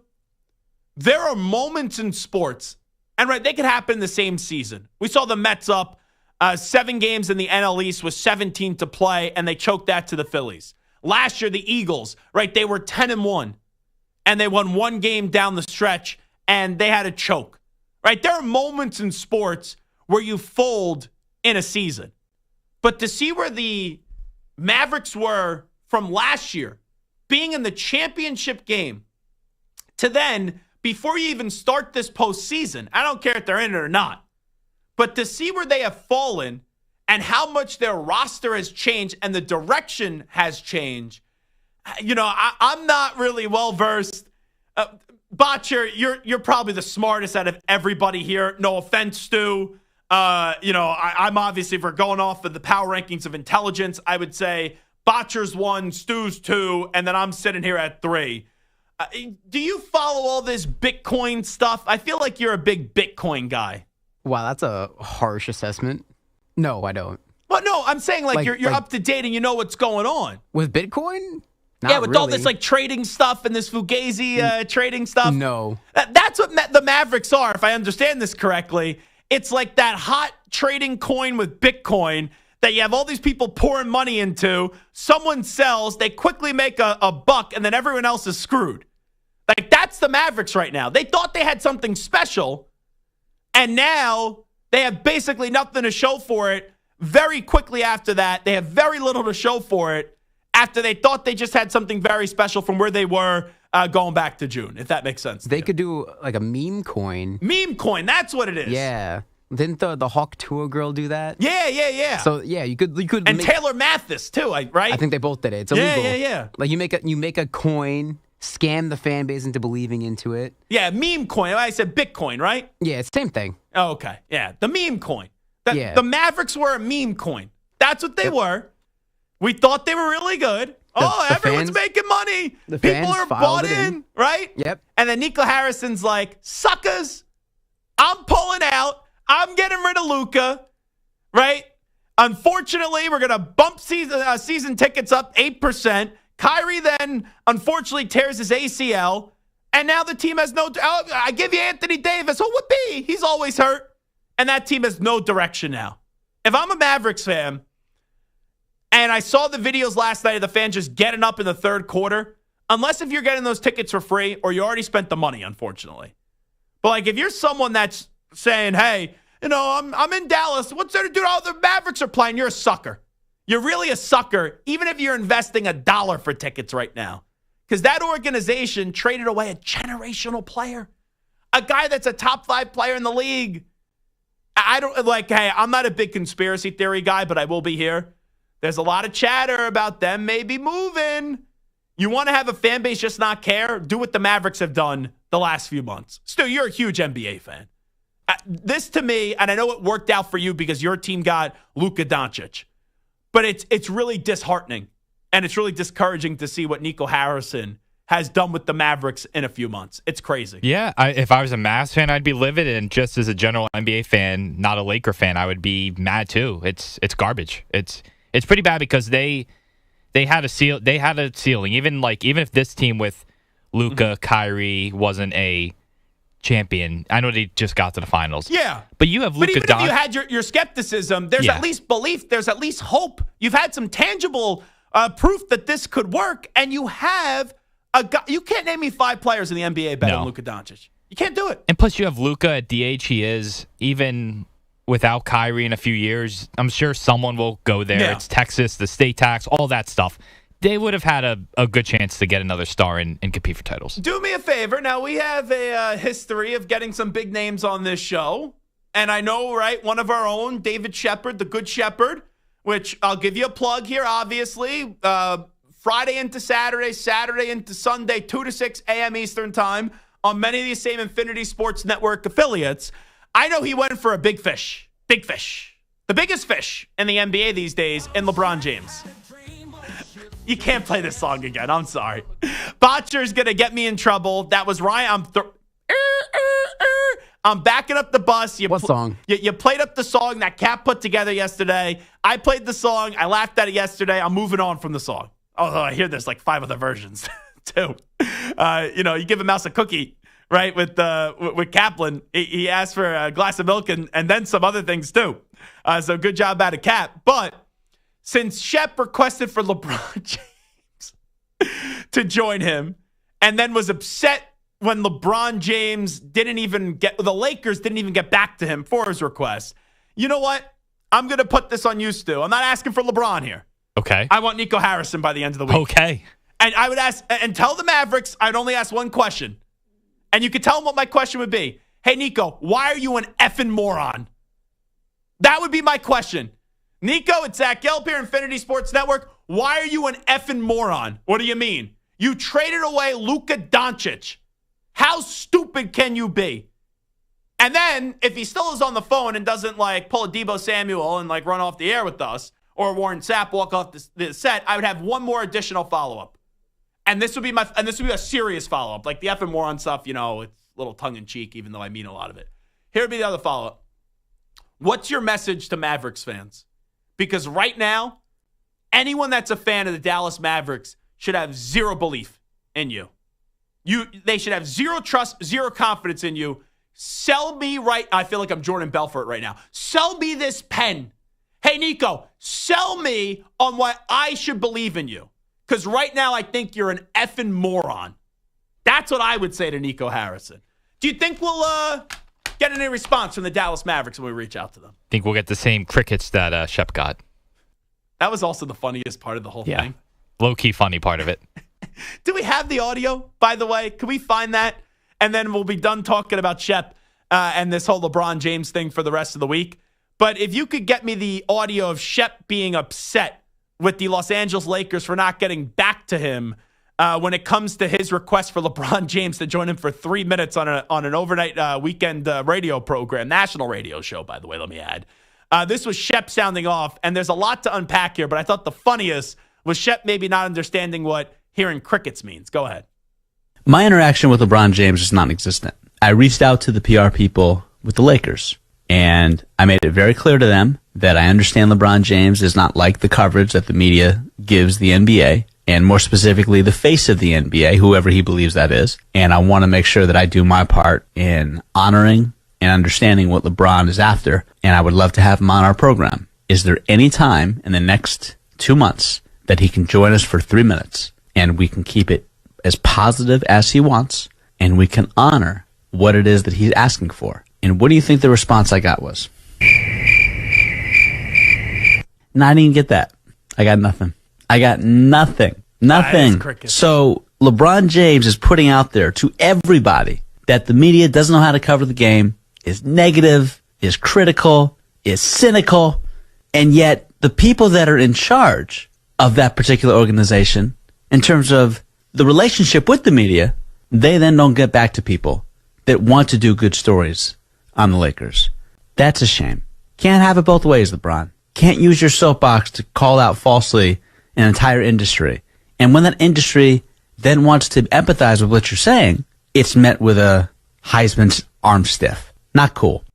So there's a lot there. I think the funniest thing, though, unintentionally, was the crickets part. And I could understand, like, you're hosting, right? The board op plays a sound effect, and, like, you want to just keep on getting to your point, and you may not have been listening to what was actually going there. But I wonder if Shep actually knows what, like, hearing crickets means. And here's the thing. Stu, maybe I'll defend Shep here for a second. Like, I don't think I would have asked for LeBron James. That's like, you're basically asking for something that you know is not going to happen. It's like right now, if I sent out a request to Beyonce's representatives and said, I'm requesting a date with Beyonce, I would not get a response back. And even if they responded, they would say, hey, Zach, Beyonce declines. Like, even if the Lakers responded to Shep, hey, we appreciate the interest, but we're not going to put him on. But what are you trying to accomplish there? Like, you're going to talk to him for 3 minutes, and what LeBron's going to say, hey, I think the coverage from the national media is ridiculous. He's already said this stuff. So I don't even get the request, but, right, I'll never fault someone for hustling and trying to get a big name, right? I've had my success with it. But you can't be upset that they didn't get back to you. That's, like, why would the Lakers even get back to Shep?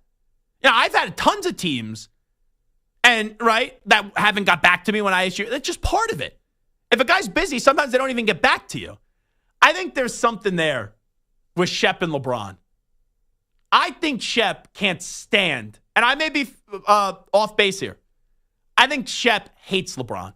Because I remember once when Shep was in studio with us, I forget if he was working on our show, if he was just around the newsroom. And I think this was when I was in the 6 to 10 p.m. Eastern time slot. And I've talked about this before. And Shep was like trashing LeBron on the air. And it started an hour of the worst radio ever in terms of a talk topic, in my opinion, where I got calls for the rest of the hour. Who's better, LeBron or MJ? It was the GOAT conversation. And I want to say, I think at the time, Shep said LeBron's not even a top 5 NBA player of all time. So I think Shep, and this was 2-3 years ago, which I still think is crazy to say, I think Shep has some dislike for LeBron James. And hey, I've been there, right? You have a petty agenda. Even if you may be ridiculous in trashing the Lakers for LeBron not getting back to you or the Lakers not getting back to you, then you go out of your way to just continue that like feud that's really a one-way feud, if you think about it. But yeah, that was from over the weekend, which I did find very funny. So if Shep wants to have LeBron on for 3 minutes, like, what do you think his first question is? Let's say the Lakers go, you know what, Shep, we heard you. We agree with you. You get 2 questions. We got to know what your 2 questions are. Botcher, what do you think question number 1 is from Shep to LeBron? How are you? Wow. Could you imagine if... I feel like that's... And also, I love Shep, right? I talk a lot. Shep talks a lot. There's no way Shep could only keep LeBron to 3 minutes. Like, Shep just asking one question may take 3 minutes, if we're being honest. Yeah, but he usually probably would say, like, hey, how are you doing? I know it's late or whatever. I don't know if it's pre-recorded either. It would definitely be pre-recorded. Yeah. I don't think LeBron is it would be 11-3 out west. I don't think LeBron's joining that late. Maybe after a game, though. You never know.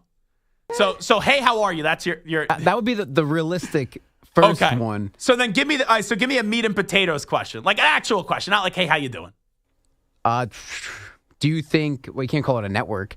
Do you think it's, I can't even say, like, higher ups forcing the NBA's media coverage to be bad, or is it more, I don't know, click driven? Or do you think reporters are trying to make their name, or is it the organizations themselves bringing down pushing the NBA? it to the reporters? Yes. Okay, gotcha. Stu, what do you think the question is? What would you change to make it better, or what would you change to make this not be an issue? Gotcha. All right. So that's this whole Shep LeBron thing. I want Nico Harrison on. And I want him on just to ask, why are you an effing moron? And why should anyone believe you? Those would be my 2 questions with Nico. So coming up later this week on the Infinity Sports Network, Nico Harrison is going to join us on Wednesday, and LeBron is going to join Shep on Saturday at 3 in the morning. Right? I'm waiting in great anticipation for both those interviews. Maybe we'll hear crickets from the Mavericks, who may end up being the Las Vegas Mavericks in like 4 years from now, if you believe that conspiracy theory. All righty, well, come on back. What were we supposed to do this segment before we got sidetracked? Mock draft. Oh, we were supposed to do mock draft 2.0. Last time, I took the even teams in the top 10. Stu took the odd teams. This time, I'll take the odd teams. Stu will take the even teams. So that means I'll get, you'll get my team and your team, Stu. 4 and 6. I keep on thinking the Patriots are the 3rd pick in the draft. And by the way, I got to go eat something during the break. I don't know if you guys could catch us twice in the segment. My stomach is growling. Growling. Were you able to hear that on the microphones? No. Oh, okay. It just happened about 2 seconds ago. My stomach is just growling. It is like hungry. But I'm trying not to eat anything from now until 6 because when I go in these seats tonight at the Knicks and Warriors game, then the Delta Club, they're right behind the bench, so that's all free buffet, all that stuff. So I'm going to try not to eat anything during the break, but I'm hungry. I'm really hungry.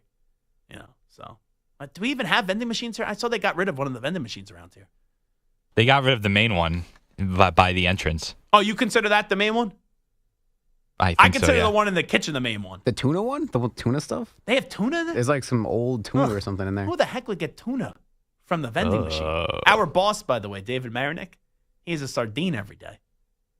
I caught him the other day in the kitchen. He goes, I kind of just go into a corner to eat the sardine because he doesn't want the smell to annoy anybody else. And he had like a special flavored sardine, like a barbecue sardine the other day. So that was my conversation with one of the big bosses around here in David Marinick about the sardines. There's tuna in the vending machines? I think there's some type of fish. So last week, I don't really carry around cash. I tried to get a protein bar out of the vending machine. They wanted you to spend $10. There was a $10 minimum on the vending machine. I don't need 10 snacks, like $1 a snack. I don't need 10 snacks. So I got annoyed by that. So anyway, I'll shut up. Less of me. We will hear more in the NFL. When we come on back, we'll do a little mock draft. You're in a 5-minute break.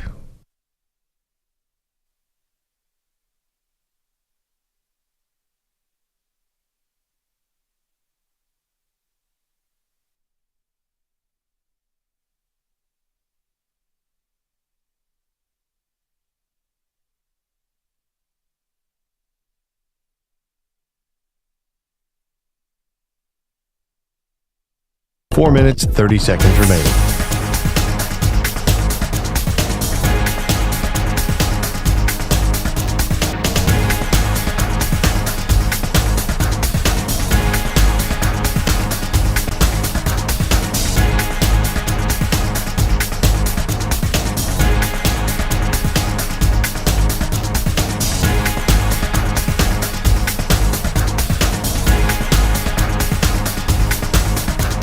Four minutes remaining.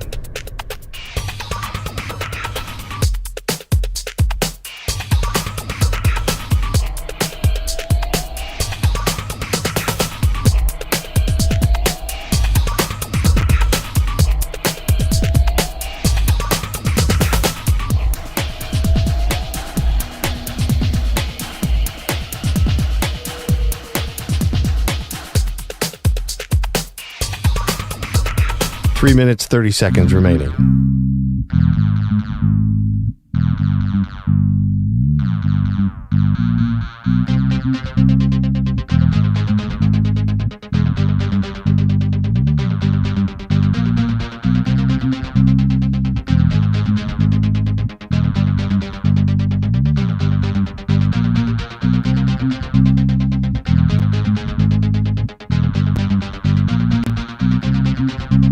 Three minutes remaining.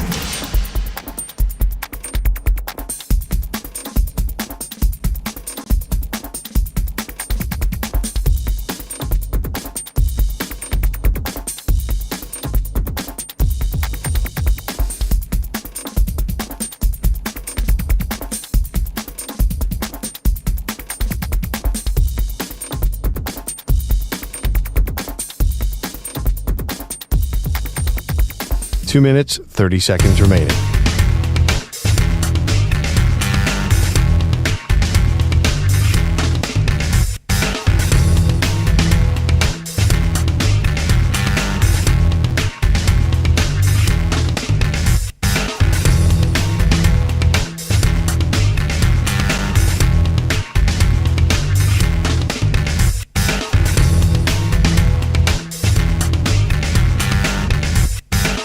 2 minutes remaining.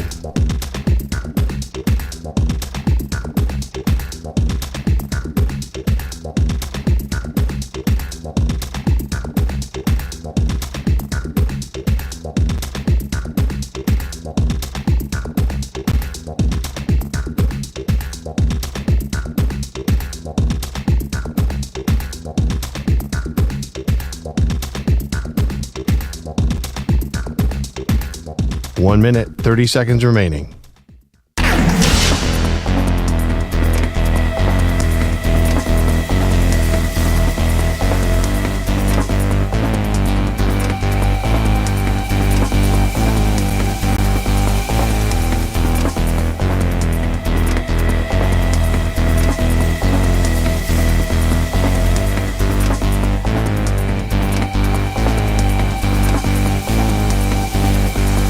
One minute remaining.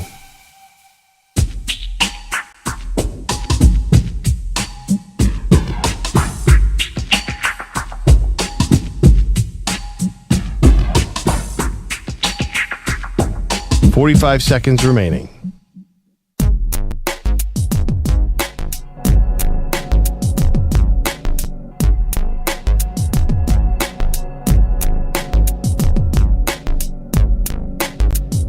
.30 seconds remaining.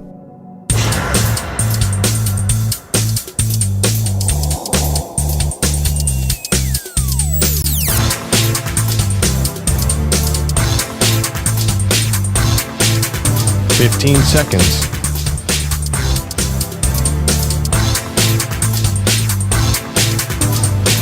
Break ends in 5 seconds.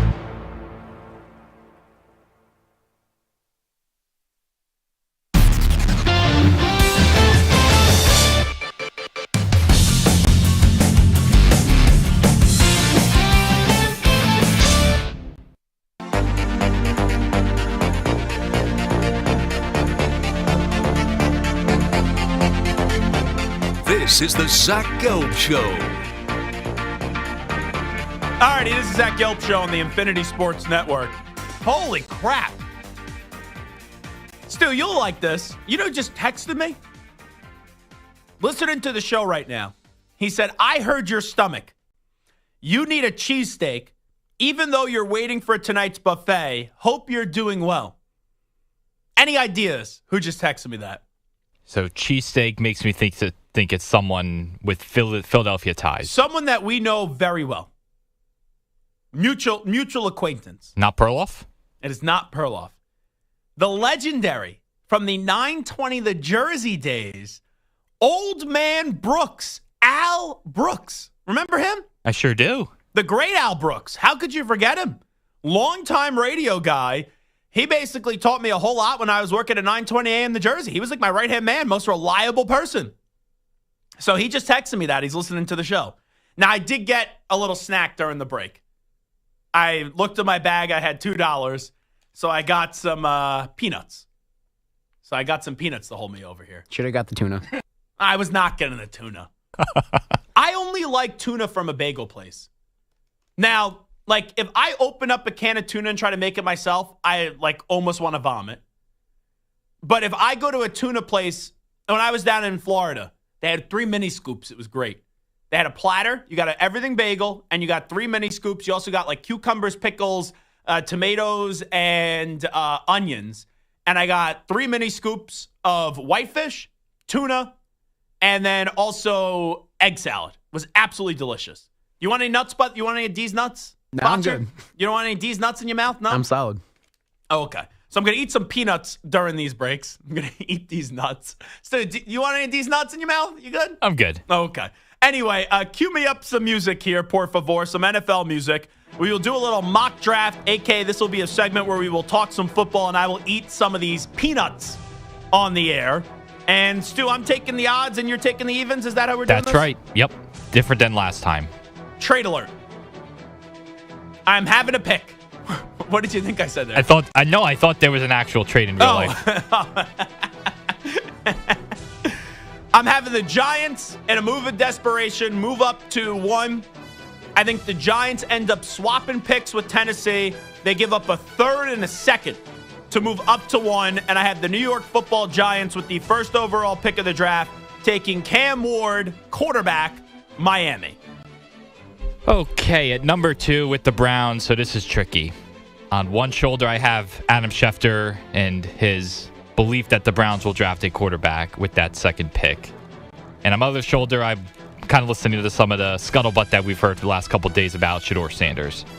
So it's tough, but I still think the Browns take Shedeur. I think he goes number 2, so that's my pick, is Shedeur Sanders going second to Cleveland. Wow. I thought this was going to be easy. I thought, even though I was the one throwing out what Schefter said the other day, that the Browns are definitely taking a quarterback and that does weigh on me. I thought for sure you were taking Abdul Carter there. And then I would have put Tennessee taking Travis Hunter because they passed up on the quarterback. So Tennessee falling back to 3. Giants getting Cam Ward 1. You have the Browns taking Shedeur Sanders 2. I'm then going to say they go with the pass rusher. I think Abdul Carter's the best player in this draft. Give me Tennessee taking Abdul Carter in at number 3. All righty, what about Patriots got cooking here at 4, Stu? So this looks pretty good for you because, I guess Abdul Carter would have been the ideal guy there, but I think Travis Hunter fits you guys very nicely. You're not going with Will Campbell? I'm not. If these nuts were right there, I don't know if Will Campbell could reach him with those short arms. He might not be able to. I did want to give you tiny arm Will Campbell, but I will give you Travis Hunter. I think he might be the best player to draft, and if you get him at 4, that's pretty great for you guys. Alrighty, now things get interesting. So, Giants, Cam Ward, Browns, Shedeur Sanders, Tennessee, Abdul Carter, New England with Travis Hunter. Now I have my next pick, which are the Jacksonville Jaguars. I'm thinking Mason Graham here. I am.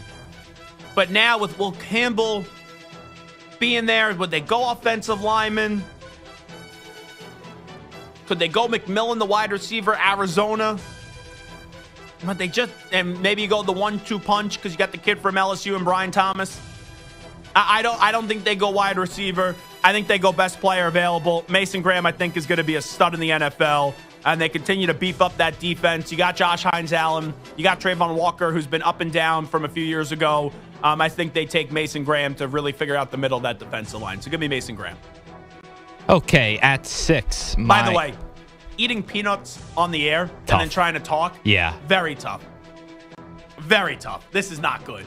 I picked the wrong snack here. I think I should have gone with the cookies. Not the tuna. Yeah, definitely not the tuna. If I ate the tuna from the vending machine, first off, I think I would be sick on the air. I think there's a chance that I may be out the rest of the week and maybe out for the rest of my life. I think I could be dead eating vending machine tuna. Yuck. That sounds disgusting. And how do you know if that stuff's even good? Like that's got to be in that. Who gets the vending machine tuna? I know we work with some sick son of a bitches around here, but how long has that vending machine tuna been in there? It's a gamble. It doesn't. I don't think it's moved in like a year. How much money would it cost me to pay you to try the vending machine tuna? Nope. I prefer living. $1,000? I prefer living. $1,000? I prefer living. Sue, that offer's on the table for you because I know you would take it. I would take it. $100 though? 100? No, not 100. That's not worth it. 200? Yeah. Okay. I would think about it. Could be worth it. Could be worth it for the YouTube views. Anyway, who do you have your Raiders going? So this is a spot where I could see them maybe going offensive line. And talk for like a minute and a half here so I could eat some of my Okay, my so I could here. see them going offensive line. I could see them maybe drafting Will Campbell here. Tete or McMillan does feel like a guy that they would target just with his speed, and there is a need at receiver. So do it for Al. Yeah, I think McMillan would be the pick. If Sanders isn't there, that's who I think they would go with. Can I throw something by you here? Sure. Just a thought. Would you consider, with the reports that they're going to trade Michael Mayer, would you consider Tyler Warren here? Or Ashton Genty? Just wondering. I just think they have way too many needs to use the 6th pick at either a second tight end or a running back. I don't think they could do Brock Bowers, that. who's a stud. Yeah, if they traded back and got some more picks, I could see it, but I think they just need way too much. Okay. So Cam Ward 1 to the Giants, Shedeur Sanders 2 to the Browns, Abdul Carter 3 to the Titans, Travis Hunter 4 to the Patriots, Jaguars Mason Graham, and then McMillan going to the Raiders. How do you say his first name? For some reason, I just have a mind block, and I can't ever say his first name correctly. Tete Aaron. Tete Aaron? Yeah. That's how I've heard it. Okay. It could be wrong. Gotcha. Well, then the Jets are sitting there at 7. The Jets need a lot of help. They could use offensive line. There's not a quarterback available because Cam Ward and Shedeur Sanders are off the board. I don't think they're taking Ashton Genty because they have Breece Hall. You have arguably the 2 best receivers off the board with McMillan off the board and Travis Hunter. I'm going tight ends here. I thought the Jets last year should have bid in on Brock Bowers. They were not. So I'm going to say this year they're in on Tyler Warren with the 7th pick of the draft. All right, let's go to 8 with the Carolina Panthers. Okay, I think Will Campbell here makes sense. I just think, despite the criticism that he got this weekend, I think this is too far for him to fall. So it's not a reach here? I don't think it's I don't think it's a reach here. I think Campbell, give Bryce Young a little protection up front. They need a lot as well, but I feel like that could be a good start for them. So this is where it gets interesting, because then I have the Saints, and could the Saints go Shamar Stewart, whose stock is now rising from Texas A&M? Could they take Mikael Williams from Georgia? I'm going to go with Jalen Walker here. Now, I saw in a mock draft him going 6 to the Raiders. If he's still available here at 9, I think that's pretty good. I will take Jalen Walker here for the New Orleans Saints. And finally, Stu, I guess what offensive lineman do you have the Bears taking here? Or do you have them taking a running back? No, I think offensive line makes sense. I think Kelvin Banks, it's between him and the Missouri guy. Yeah. Well, his stock is now rising. Yeah, he had a good weekend. I think Kelvin Lance Banks Zierlein, by the way, has the Missouri tackle as the 4th overall pick to the Patriots. Wow. That'd be fascinating. I think Kelvin Banks. I think he's the Bears guy. Okay. So no Ashton Genty in the top 10. 2 quarterbacks right off the board, 1-2. Abdul Carter and Travis Hunter go 3-4, but the final mock draft, or not the final, mock draft 2.0, I took the odds. Stu took the evens. Giants trading up to 1 to get Cam Ward. Brown, Shedeur Sanders. Tennessee getting Abdul Carter. New England, Travis Hunter. Jaguars going with Mason Graham out of Michigan. Raiders taking McMillan, the receiver out of Arizona. Jets getting the big tight ends in Tyler Warren. Panthers getting Will Campbell. Jalen Walker going to the Saints. And then Kelvin Banks Jr. going to the Chicago Bears. All righty, this is Zach Gelb Show on the Infinity Sports Network. We'll come on back. We'll do a news brief next. Update time first. Here's the Ackman, Rich Ackerman. Infinity Sports Network. Sports Flash. Well, Saquon Barkley's first year in Philly couldn't have gone better, and he should be happy with the next few years. The Eagles giving their all-pro running back a 2-year, $41 million extension that makes him the highest-paid running back in history. He gets $36 million at signing and also can earn another $15 in incentives. Sam Darnold is allowed to test the market, with the Vikings declining to use the franchise tag on their starter last year, but the two sides are hoping to work out a deal. The Cowboys and Osa Odigizua have agreed to a 4-year extension worth a total of $80 million, and $58 million of which is guaranteed. The Jets already moving on from Aaron Rodgers and now moving on from his preferred targets, releasing Devontae Adams, whose $38.2 million cap hit was untenable. Instead, they saved $30 million. They've also given Alan Lazard permission to seek a deal. The Rams are sending offensive lineman Jonah Jackson to the Bears for a 6th-round pick, as Trey Smith and T. Higgins were the only players to get franchise tag. The Mavericks traded 1 star and have now lost another, with Kyrie Irving reportedly done for the year. With a torn ACL, the 9-time All-Star is averaging well over 24 points a game. I'm Rich Ackerman. The Infinity Sports Network is on your smart speaker. All you have to say is, play Infinity Sports Network. That's it. Play Infinity Sports Network.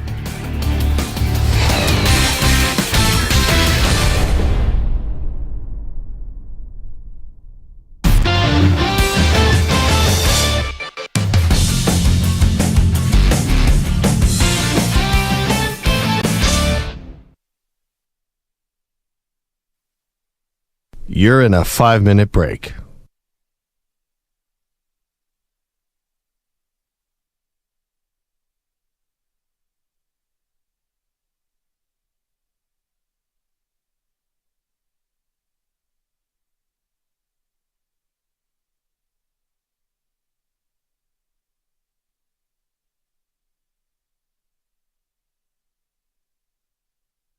Four minutes, 30 seconds remaining.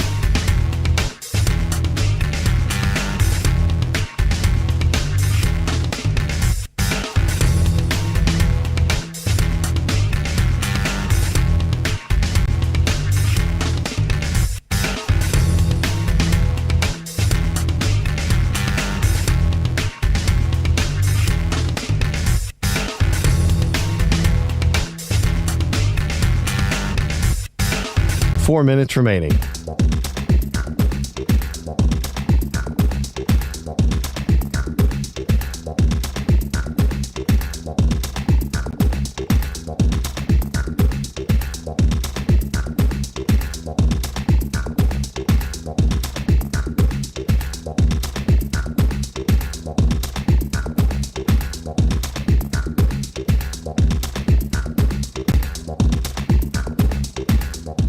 Three minutes, 30 seconds remaining.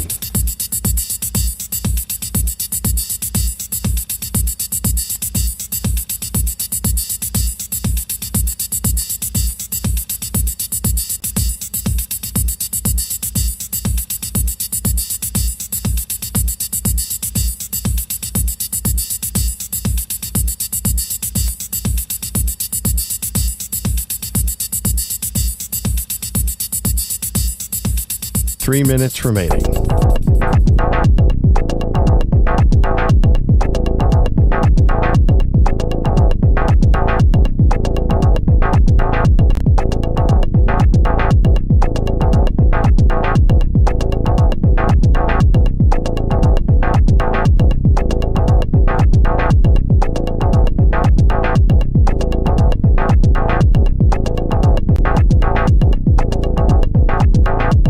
Two minutes, 30 seconds remaining.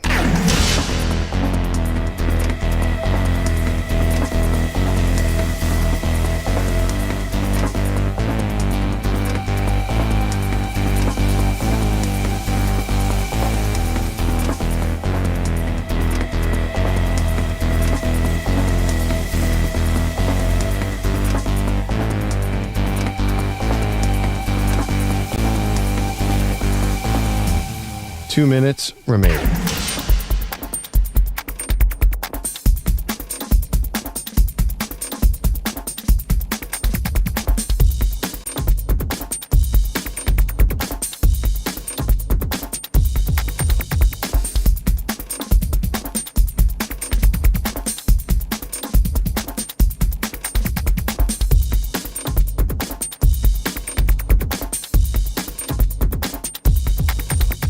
One minute, 30 seconds remaining.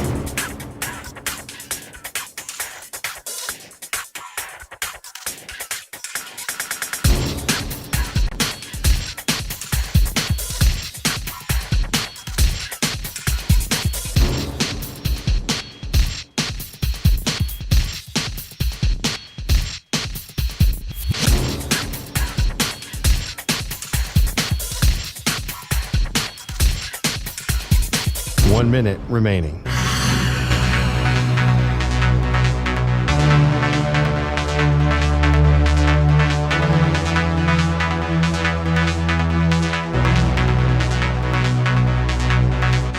Forty-five seconds remaining.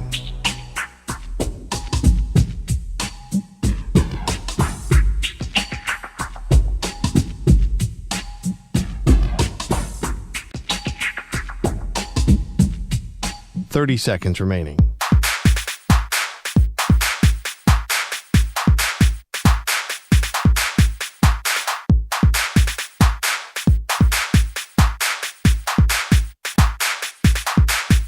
Fifteen seconds.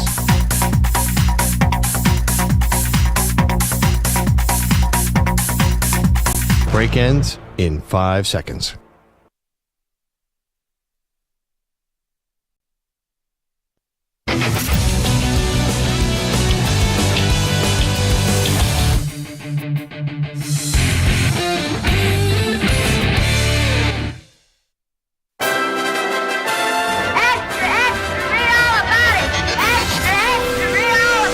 Time for your daily news brief. We get you caught up on the rumors, reports, and reconnaissance from the day in sports.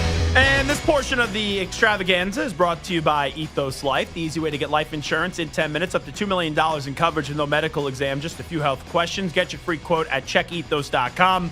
Not available in all states, so I had some peanuts during the last segment, so I filled up the tummy a little bit before I make my way to Madison Square Garden for Knicks and Warriors tonight. I'll be eating a lot of food with some of the food access that I'll be granted tonight. But the big buffet that they have. So you can follow me on social media. Maybe we'll do some behind the scenes there at Zach Gelb, Twitter and Instagram. And I'll show you the copious amounts of food that I'll be filling up and eating up tonight, which I'm looking very much forward to that. But Bella B in Calgary, when she heard me bitching about how hungry I was, said just drink a cup of coffee. I don't know about you, Stu. I drink coffee to wake up. I drink coffee to get my brain going.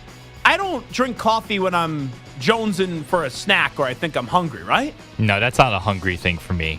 I want food. You gave up coffee, though, recently. And I have given up coffee, so now I'm definitely not. Cold turkey, you just quit it. Yeah, I just got How's rid of that it. going, by the way? You miss it? No, not really. Okay. Botch, are you a coffee guy? I'm trying to stay only on emergencies, a.k.a. overnights. So anytime you work here? Basically. You're an energy drink guy? I can see you being an energy drink guy. I was into the Celsius when they get, the free ones here. Yeah, okay. But not anymore. I can see you just, pounding energy drinks and you're driving home from work and a bunch of Screamo music just going nuts. Well, that's half right. No energy drinks, though.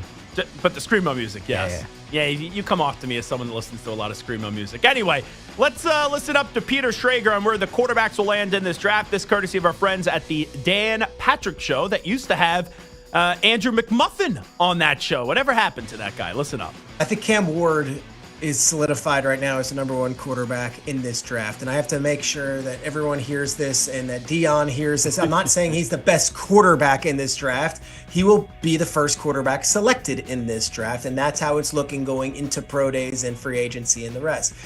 Shedeur is likely 2. Jackson Dart is likely 3. And then we don't know where that 3 is. Is that as early as 7 to the Jets? Or is that 34 to the Giants? I don't know. If Jackson Dart goes in the top 15 picks of the draft, you know what? Let me not do what a lot of other people do.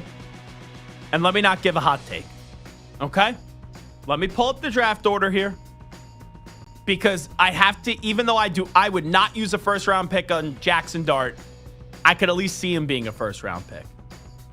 If Tennessee, Cleveland, the Giants, the Patriots, the Jaguars, the Raiders, the Jets, the Panthers, the Saints, the Bears, the Niners, the Cowboys, the Dolphins, the Colts, the Falcons, the Cardinals, the Bengals, if the first 17 picks of the draft are used on Jackson Dart, I would anticipate Zach Gelb yelling. All right? The first team maybe that I could be okay, is Seattle. But even then, I wouldn't do it. I would go get someone better than Geno Smith. I don't know if Jackson Dart's going to be better than Geno Smith. But that's the first team that I looked at. I said, okay, I wouldn't be irate. I don't say 7 potentially for Jackson Dart. Could you imagine the Jets take Jackson Dart at 7? That would give me a good laugh. Here is Kirk Herbstreit. He was asked on the Pat McAfee show, should the Vikings go with J.J. McCarthy or should they bring back Sam Darnold? Think about what Kirk Cousins did at his age in that offense. And now picture Kirk Cousins at 23 or 24 with mobility. What J.J. McCarthy did for Michigan to get them over the hump in 21. You never know with quarterbacks, but watching these guys and watching the intangibles, putting KOC with J.J. McCarthy and the talent on that roster, to me, the Vikings go to another level with J.J. McCarthy. I think there's more upside. I do with J.J. McCarthy. Now, it may not work as well as Sam Darnold did this year, but I do think there could be more upside. If you look at who has a higher ceiling, is it Sam Darnold or is it J.J. McCarthy?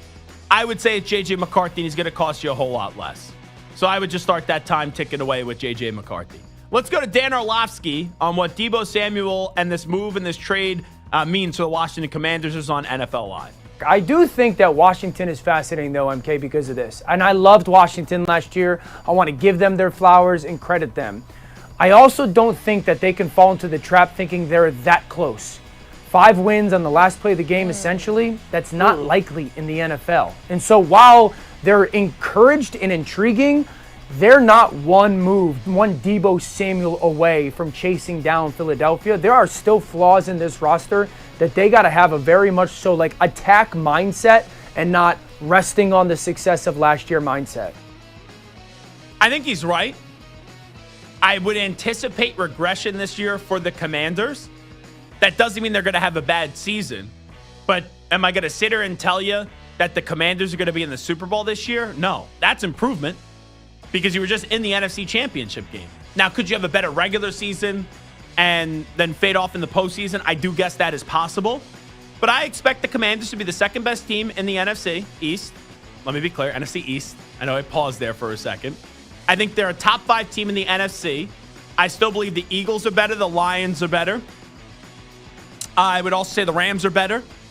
And I could even go maybe the Niners too. Right? Like if I'm going to tell you the Commanders are in the top 5, those 4 teams and then the Commanders would be the top 5 right now. That's the way I would look at it.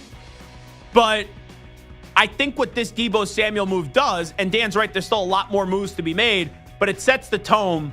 We're not happy with what just happened last year. Like, obviously, we're happy what happened, but we want more.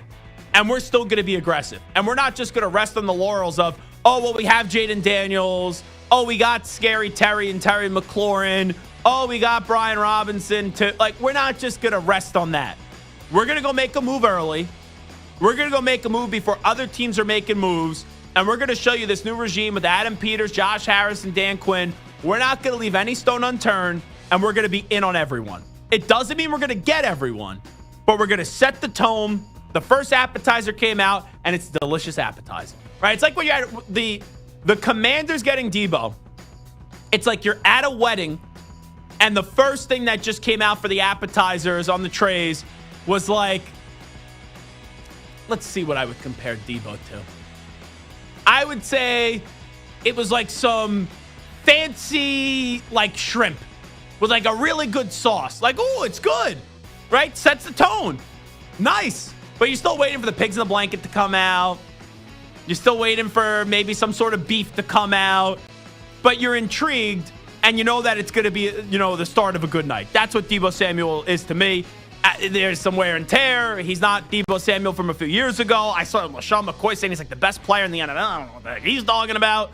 But it was a good move, and it's a nice additional piece here for the Washington Commanders. All righty, let's listen up to the McShay Show. I've never heard a GM talk about it this way, but I can't say he's wrong.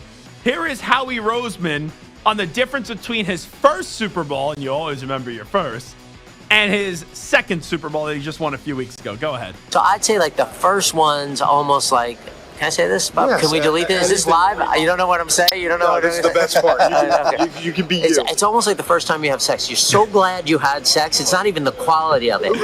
The second time, that's actually great. The second time, it's like, wow, I could actually have fun and enjoy this. I've never thought about it that way. And as someone that has won a lot of championships, you always remember your first.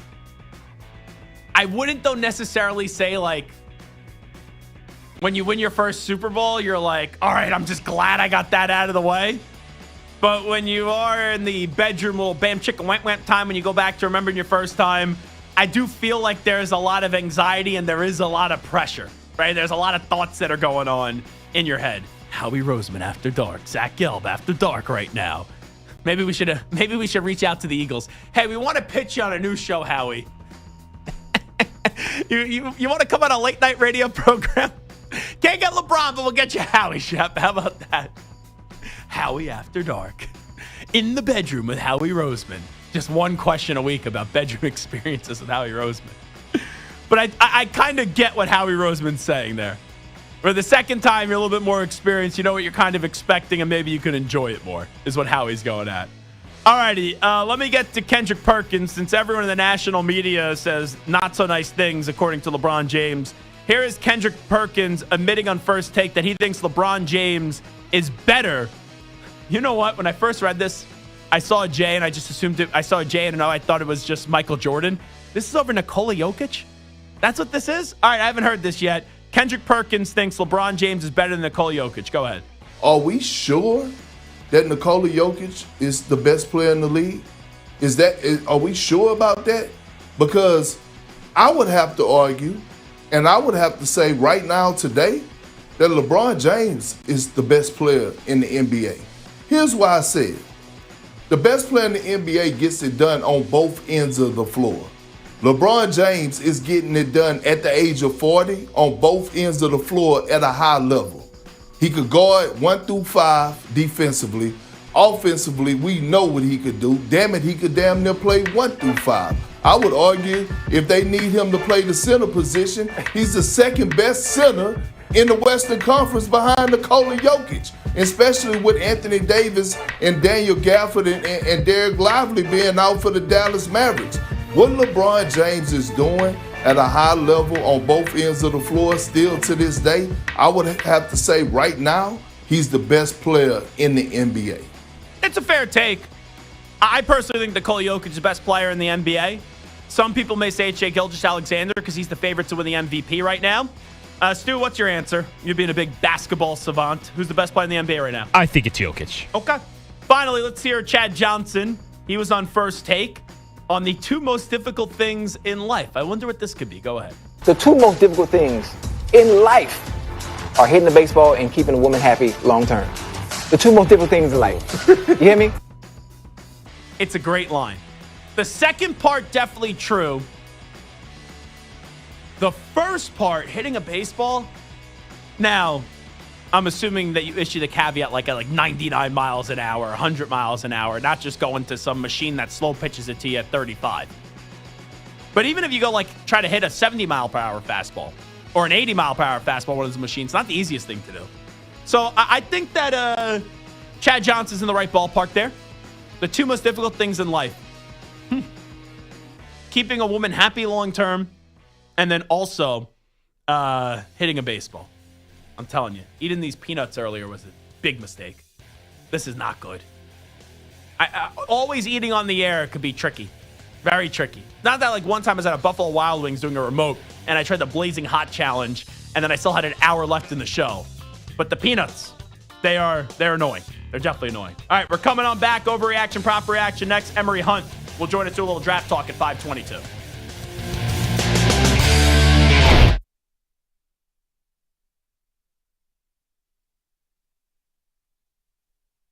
You're in a 5-minute break.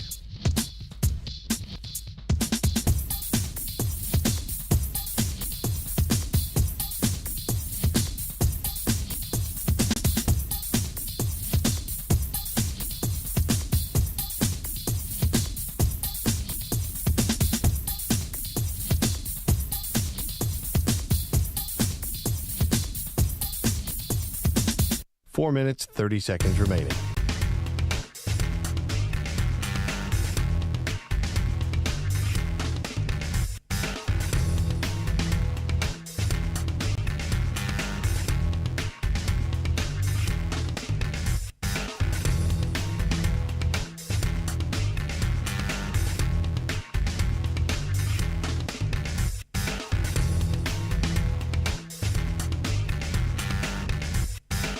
Four minutes remaining.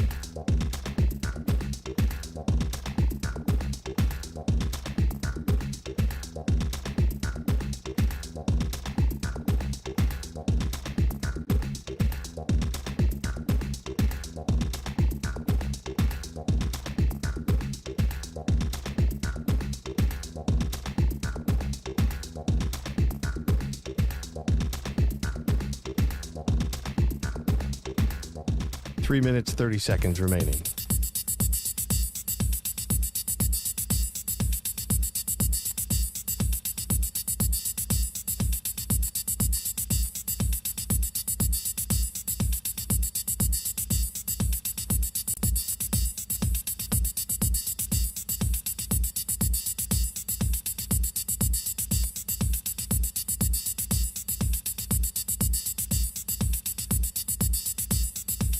Three minutes remaining.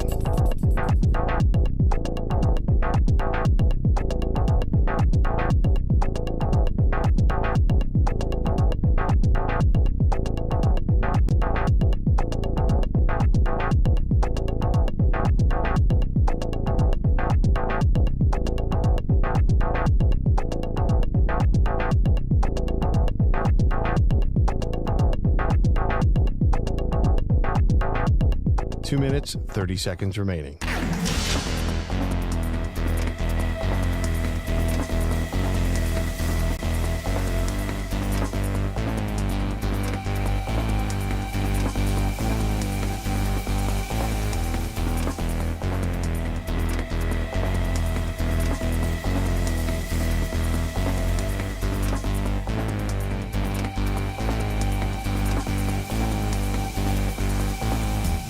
Two minutes remaining.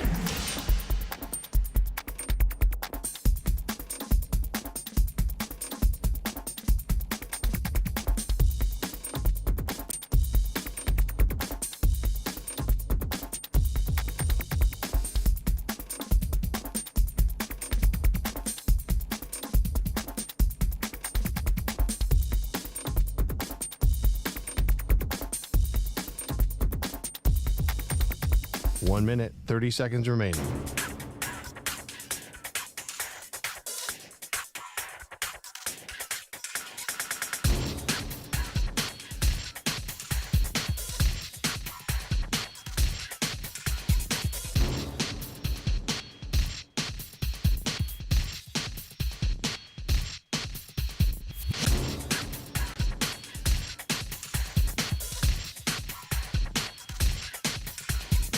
One minute remaining.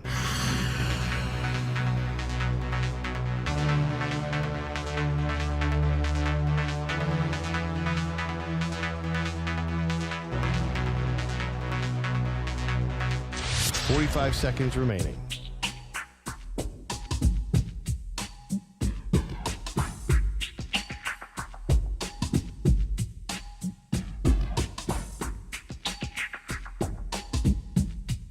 Thirty seconds remaining.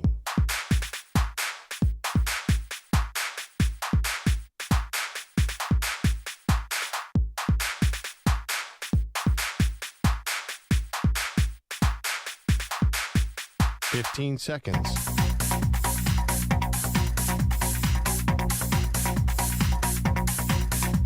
Break ends in 5 seconds.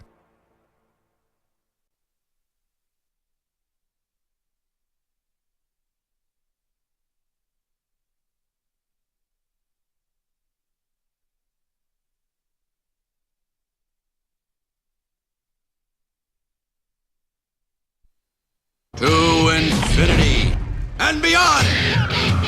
He's live. He's nationwide. This is the Zach Gelb Show.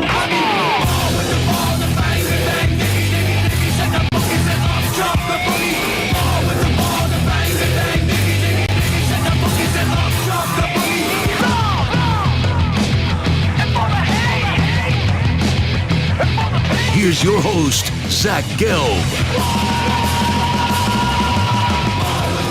Alrighty, hour number 3 of our radio program, Zach Gelb Show, Infinity Sports Network. Emory Hunt is going to join us coming up 20 minutes from now. We'll talk some quarterbacks in the NFL draft. Is the stock starting to improve for Tyler Shuck and also for Jackson Dart? Will either go in the first round. Will Campbell with his short arms, where does that mean he's going to go in the draft? We'll get to some of this ridiculous Shedeur Sanders slander as well, and what Tennessee's going to do with the number 1 overall pick. And I'm also really interested, if you told me, Zach, you can't talk quarterbacks and you can't talk Abdul Carter or Travis Hunter, what are you most interested in this draft? The two things I would say is, where will Tyler Warren go? And then also, how many running backs are going to go in the first round? Because you got to see, right, Derrick Henry and Saquon Barkley have magnificent seasons this year. Jahmyr Gibbs as well. A few other running backs too. And it feels like there's a greater respect now for the running back position than what it's been the last few years. Ashton Genty had a generational season. And Amarian Hampton, I remember talking to Mac Brown in the offseason, and he said it's the greatest talent he's ever coached the running back position. I'm like, Coach, just remind you coach Ricky Williams. He's like, yeah, I know, Zach. So I wonder how many running backs are going to go in the first round and how early they're going to go as well. So those are some things that are on my mind, and we'll talk with Emory Hunt coming up in 18 minutes from now at 5:20 p.m. Eastern. But without further ado, and I'm not talking about Freddie Adu, it's time to do a little Tuesday edition of Overreaction, Proper Reaction. Botcher, take it away. Another NFL week is complete, which means it's another week to freak out about your favorite team. Which takes are truly crazy. But sometimes a game can be so bad, it's almost good. You know what I'm saying? No. And which are so crazy, they might be right. He's 6'5", he's 245 pounds. He's probably a Popeye's biscuit away from being a tight end. Zach lets you know in this week's edition of Overreaction or Proper Reaction. All righty. I was about to call you Mr. Samter. And I'm like, that's not Samter, that's Stuart Kovacs. Slightly taller. Slightly. Very slightly. That's slightly. Wow. Stu, punching down today. How about that? Literally. Yeah, that was the joke. Dun-dun-dun. All righty, what do we got cooking here? As the franchise tag deadline has come and gone, one player that did not get tagged is Vikings quarterback Sam Darnold. Now, despite that, Minnesota reportedly could bring the veteran quarterback back next season, despite drafting J.J. McCarthy with the 10th pick in last year's draft. So, overreaction or proper reaction, bringing back Sam Darnold gives the Vikings the best chance of competing in 2025. I'm going overreaction because I thought you just got the best version of Sam Darnold this past year. And yes, you had a magnificent regular season. Won double-digit games. Up until the last game of the season, you were in line to get the number 1 overall seed. But did anyone ever say, hey, the Vikings are going to go win a Super Bowl? So the best chance of, is it competing or contending in 2025? I think competing to be a playoff team and maybe win a playoff game. Okay. See, now that's different. Because if it was contending, I would say I'd rather just see what J.J. McCarthy is because it's an unknown. In just competing and getting back to the playoffs, even though I think there's a higher ceiling with J.J., I think Sam gives you the better chance of just getting back to the postseason. But I would just rip off that Band-Aid, and I think you're making a long-term play. I would go to J.J., but in terms of your wording here, bring back Sam Darnold gives the Vikings the best chance of competing in 2025. Yes, that is fair. I would go proper reaction. It's a safer play. Now, the Bengals announced yesterday that they have placed the franchise tag on wide receiver T. Higgins for the second consecutive year. The team has until July 15th to come to a long-term deal with him, but reports say that they could also look to trade the former Clemson Tiger. So, overreaction or proper reaction, despite getting tagged, T. Higgins has played his last snap for the Bengals. 2 weeks ago, I would have said proper reaction. Maybe even a week ago, I would have said proper reaction.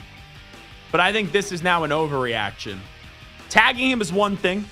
Getting a long-term deal done is another thing. You have now until July 15th. But Burrow, and deservedly so, is going to be a big pain in the ass here. And Joe Burrow is going to make sure, in my opinion, that Jamar Chase and T. Higgins get taken care of. So I do believe that T. Higgins will be playing for the Cincinnati Bengals this year. So therefore, I do not think he played his last snap for the Bengals. But the question is, despite getting tagged, T. Higgins played his last snap for the Bengals. I am going overreaction here in the 11th hour. Texas wide receiver Matthew Golden had a great combine, running a blazing fast 40-yard dash of 4.29. What do you think you could run the 40 in, by the way? Low fives? You think you do 5 seconds? Low fives? Maybe mid. I don't know, Stu. Mid fives, maybe? I don't know. I've never tried. So I don't have anything to go, to compare it to. You look to me, and don't take this disrespect, 7-second guy. 7? Yeah. That can be used more ways than one. If we're going Howie Roseman's late night show. It could. I don't know. You think you could do the 6.5? Okay. You take that personally. No, I don't know. That, you know what? That was your Kobe Bryant moment. You just said it. I could read it. I'm going to run every day and prove you wrong. without saying anything, I could read your mind there. And in Stu's mind, he basically just said, bleep that fat lord Zach Gelb. He's an a-hole, and he just disrespected me. That's what you basically just said about me, which is fine. Who am I to put a limitation on you? You're probably right. 6.5, I'd say. If you get 6.5, that's pretty good, Stu. That's pretty good. Yeah. How much running you been doing lately? Not a lot. Okay. Botcher, how quickly do you think you can run the 40-yard dash? Not well. 6.5, 7. I think Botcher's like an 8-second guy, if I'm being honest. Yeah. Okay, that's you play any sports growing up? Yeah, I played baseball, basketball. Oh, really? You played baseball? Yeah. Okay. Basketball? Yeah. I'm not like in high school, of course, but like CYO? rec league, yeah. Okay. All right, what kind of give me the scouting report on your basketball abilities. Unathletic Ron Baker. Sit in the corner, play some good defense. It's a good job. It's great. I don't know. I always feel like when there was like sports going on, I feel like Botcher had like the PlayStation on, like the PSP in his hand. That's what I was thinking on the bench. I don't know. You didn't come off to me as someone that played a lot of sports growing up. It's just me. Don't get mad at me. Alrighty. Anyway, get to the question. So Golden with the 4.29 40-second time. After I just create a lot of enemies. I'm gonna get sniped walking out of the studio. Honestly, this may be a 2-on-1 brawl. Botcher and Stu may try to form a mega human being and just beat the snot out of me. Still probably be shorter than you. Yeah, that's true. Maybe get Sam to give you a little boost. Get the three of you. After two-way sensation, Travis. What did you just say, Botcher? Don't worry about it. Oh, okay. Did you say bleep? No, he didn't curse. Oh, okay, I almost dumped it. No. I was muted, 1. Oh, and gotcha. 2, what I said was off air. Okay, gotcha. Go ahead.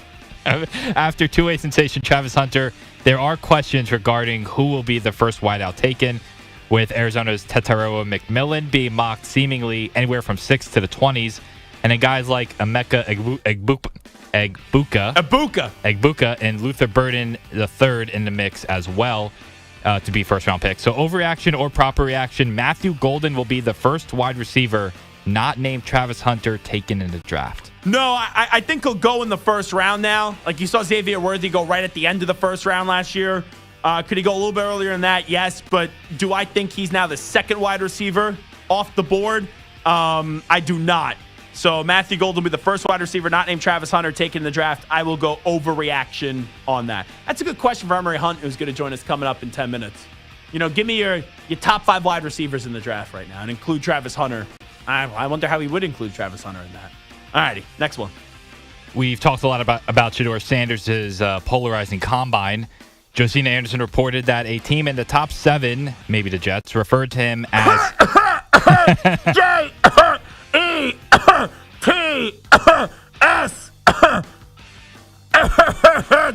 Jets. Sorry.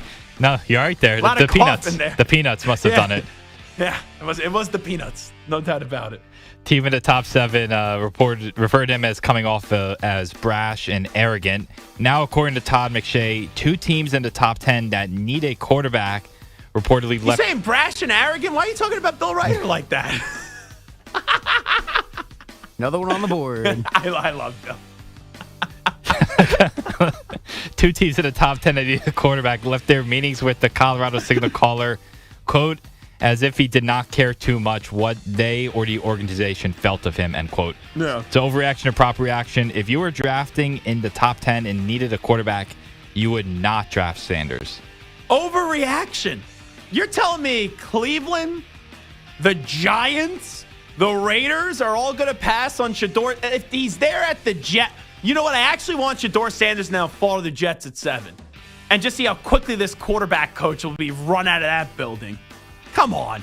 Like, those are 4 teams right there. Not all 4 of them could pass on Shedeur Sanders. I do think Cam Ward will be the first quarterback taken. So if I'm drafting the top 10 and need a quarterback, I would not draft Sanders. That is an overreaction. As always, the quarterback position is the most intriguing in the draft. After Cam Ward and Shedeur, questions remain who will be the third quarterback off of the board and where. Ole Miss's Jackson Dart and Louisville's 25-year-old Tyler Shuck are the most common names to fit that. So overreaction or proper reaction, either Dart or Shuck will go in the first round. I would not use a first-round pick on either. I still don't think Shuck is going in the first round. I can now see Dart. So either Dart or Shuck will go in the first round. Oh, shucks. I guess because it's Dart, I think he'll fall in the first round. I guess I'll have to go proper reaction here. Ugh, hate saying that. I don't think either should, but I do think Dart will. LSU offensive lineman Will Campbell had a polarizing weekend. while he excelled in drills, including his 40-time 10-yard dash, vertical, and broad jump. What's longer, Samter or Will Campbell's arms? So they're 32 and 5/8 inches. So there's 12 inches in a foot. Yeah. So I mean, Samter's longer. Oh, Samter's longer. I'm trying to do the whole wingspan though. I think his wingspan is bigger than Samter, right? Because I think his wingspan's like 70. I think I read it's like 77. And Samter's not 6 feet tall. Yeah. If my quick no, math is there. he's yeah. Yeah. So must be the wingspan. Yeah. So all his those statistics are good, but again, the 32 arms. 32 and 5/8. 32 and 5/8, really not good, not great. I think Robert Galley was like 32 and a quarter for comparison. But when I watch Will Campbell play, I never looked at him and said how that guy has short arms. No, never. He just looks like a normal tackle when you watch him. Yeah. I just looked at a photo of him now. I'm not sitting here and saying he's Taylor Lewan, but like his arms look normal here. All right, anyway, get to the question. So overreaction or proper reaction? The combine photo, the arms look a little bit shorter. Uh-oh. Short arms. Small hands and short arms. My favorite part of the NFL draft conversation. Overreaction or proper reaction? Will Campbell will have to move to guard to be a success in the NFL. Could he move to guard? Yes. Does he have to? No, because he's outside of the arms. Name me a flaw that we heard with Will Campbell up until the arms with his candidacy for the NFL draft. There wasn't one. So will he have to move to guard to be a success in the NFL? I'm saying that's an overreaction right now. I think he could be a successful tackle, but the short arms, everyone's freaking out about. All right, last one. With the successful seasons of Saquon Barkley and Derrick Henry in their new homes last season, it appears that the value of the running back position is at an all-time high. Now, Heisman runner-up Ashton Jeanty is, of course, expected to be the first off the board somewhere in the first round, with North Carolina's Omarion Hampton shining as he ran a 4.4640 with some good measurements as well. Overreaction or proper reaction? There will be 2 running backs drafted in the first round this year. I think that's a proper reaction. It wouldn't shock me if at least see 3 running backs go in the first round. But I do think you'll see Omarion Hampton and then also Ashton Jeanty be the first 2 running backs off the board, and I think both will go in the first 32 picks. All righty. That is overreaction, proper reaction on the Zach Gelb Show. Let's take a timeout. We'll be back in 5 minutes, and we got a ton of questions coming up with Emory Hunt, who will join us on the other side. Does a great job as a draft analyst for CBS Sports HQ. You're in a 5-minute break.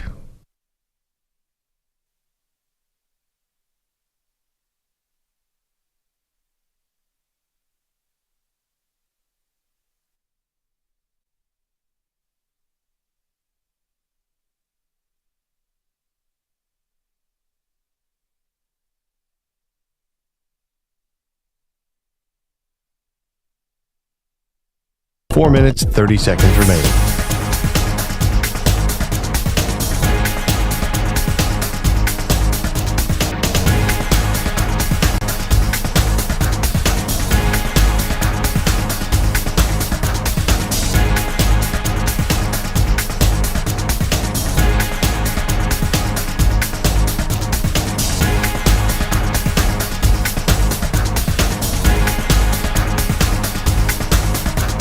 Four minutes remaining.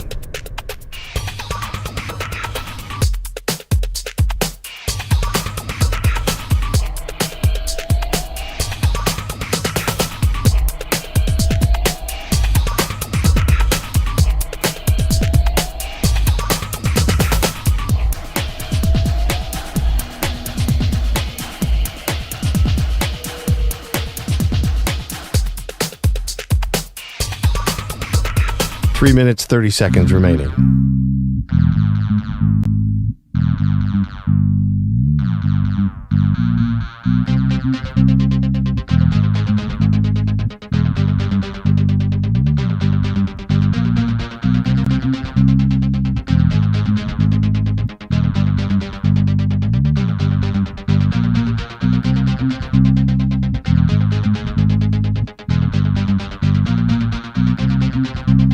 Three minutes remaining.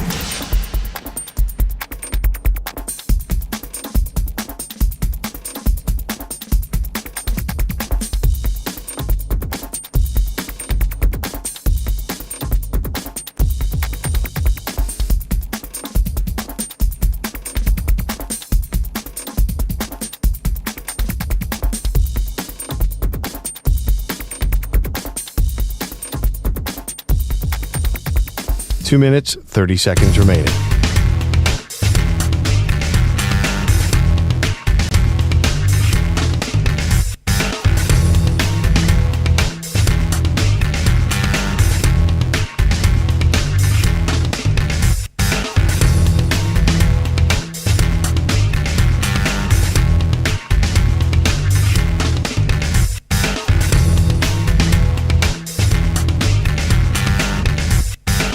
Two minutes remaining.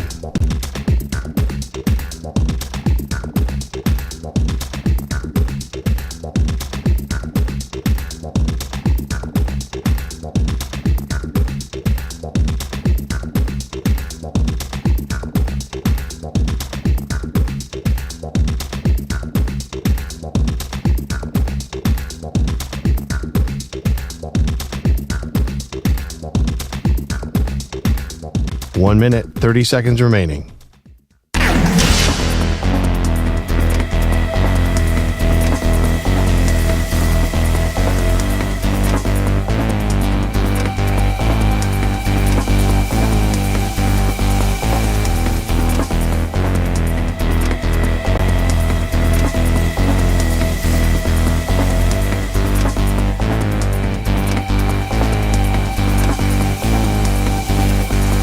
One minute remaining.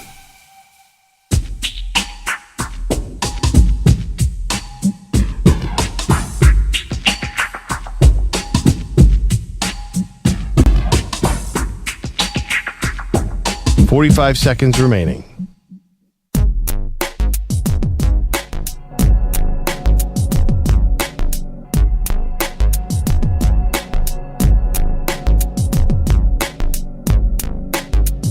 Thirty seconds remaining.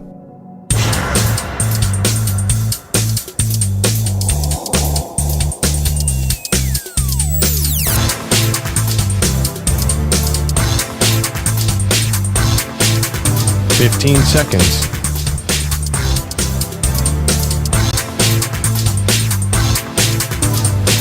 Break ends in 5 seconds.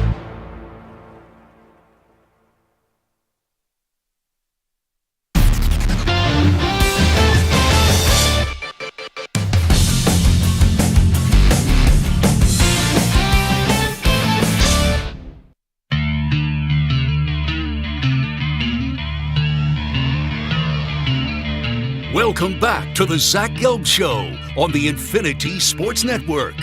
Alrighty, coming off the Combine, we're getting set for the NFL Draft that comes up on April 24th as things get started out there in Green Bay, Wisconsin, and we'll see who the first 32 picks are for the first round. Let's talk a little prospects. Let's talk a little NFL Draft. We do so with someone that covers the NFL Draft and also college football all throughout the year for CBS Sports HQ. Has a great website, footballgameplan.com, and that is Emory Hunt, kind enough to join us right now on the Zach Gelb Show. Emory, appreciate the time. Thanks so much for it. How are you? I'm doing fine, Zach. As always, appreciate you bringing me on the show. All right, let me start you off with Shedeur Sanders. The last 24 hours, I call this the jackassery of the NFL draft season. I watched Shedeur Sanders play at Jackson State, Colorado. I always thought he did more with less. I don't know if he'll go on to be an all-time great quarterback, but I do think he could be good. And now people are saying he's arrogant and he's brash, and I just think it's silly what goes on this time of the year. What's your evaluation of Shedeur Sanders? I've never wavered from Shedeur Sanders. He has always been Joe Burrow-like to me, based on how he plays the position from the neck up. And I'm glad you brought up Jackson State, because it seems like a lot of people, those years don't even count. They treat it like it's a JUCO. But he was out there as a freshman playing outstanding football, Black College National Player of the Year, two-time SWAC champion. Jerry Rice Award was the Freshman of the Year in the FCS level, and went on to Colorado, won a Johnny Unitas Award, got those guys to a bowl game. You know, you look at what he's done statistically over the course of his career, finished college football as the most, with the highest completion percentage in college football history. So that's dating back to, what, 1869? So he has done it. So what you're hearing now is people's disdain for Coach Prime, Deion Sanders, and they're throwing it on his son. I'll tell you this, they don't even like Cam Ward like that. They just don't like Shedeur Sanders because of his father. Because if it was just Cam Ward in his draft, They'll be saying, oh, he quit on his team. Oh, he has a low delivery with his passes. They'll knock him too. So I'm not buying it. Whoever he's going to go, him or Cam Ward, you can't go wrong with either one. They should go 1-2 or 2-1. They should go with the top 2 picks in the draft. If you had to be making the picks, would you take Cam Ward first or Shedeur Sanders first? Don't matter. Both of those dudes are excellent quarterbacks. They both have that dog mentality. So wherever you need a quarterback, whether it's Tennessee, Cleveland, the Giants, if I'm the Giants, I'm sweating because those two guys are legit top 2 picks, and whoever's going to take them will reap the benefits of elite level quarterback play. When you look at Tennessee, and I know, right, you just said, hey, Cam Ward, Shedeur Sanders should be the first 2 picks of the draft. But Emory Hunt, in terms of what will happen, I'm fascinated right at the top because I think for Tennessee, you either trade that pick or you take Cam Ward. What do you ultimately think Tennessee will do? Take the quarterback because they saw what happened last year. I mean, Brian Callahan's face every time Will Levis made some bonehead play was priceless. But there were 6 of those bonehead plays away from 3 more wins. This team is not as bad as people make them out to be. They could legitimately have a Washington Commanders situation. So could the New York Jets. So could the New York Giants. So could the Cleveland Browns. Those 3 teams we watched last year, and we were watching them lose close games. And you're saying, man, if they just had stability at quarterback, they'd be a lot better than what their record says. That's all 3 of those teams in the top 3, which is why any one of those teams getting one of the 2 of these QBs should be in great shape. Who's the 3rd best quarterback in this draft? In my opinion, is Jalen Milroe, and I'll tell you why. The reason why, people don't put a lot of stock in this. The guy won the academic Heisman Trophy and the Campbell Award, and that is a hard nut to crack. That's why you see schools celebrate when you're a semifinalist. So to go out there and win it as the starting quarterback at Alabama with all of the success he's had there to still lock in the classroom speaks volumes. And think about when the first time we saw Jalen Milroe in 2022, we were like, man, I don't know if he's going to make it by the end of the season as a quarterback. And then he got better in 2023 after they benched him for South Florida. Then they needed him throughout the rest of the season. He goes, outperforms Carson Beck in the SEC title game, wins an SEC championship, gets them to the college football playoff. And this year they were breaking in a new coach with a new offensive system. So he had the ups and downs, same amount of touchdowns, just had more turnovers. And that was probably a lot of the time he was pressing and he made some critical mistakes.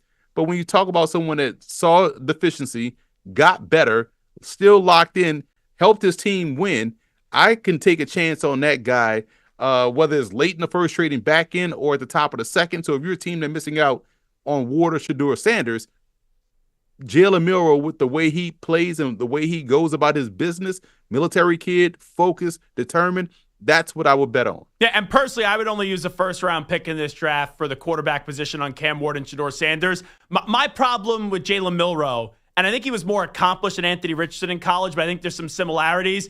You saw some of what the ceiling could be, and then the floor, it was a deep fall-off. There was no, middle ground.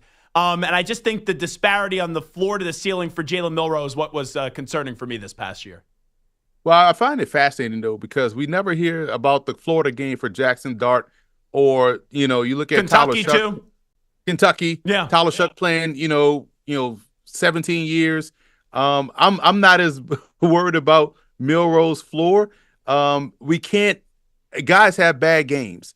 So we can't, slaughter one guy for a bad game and then justify another guy's bad game and say, well, he does this. Well, maybe it was this, and that.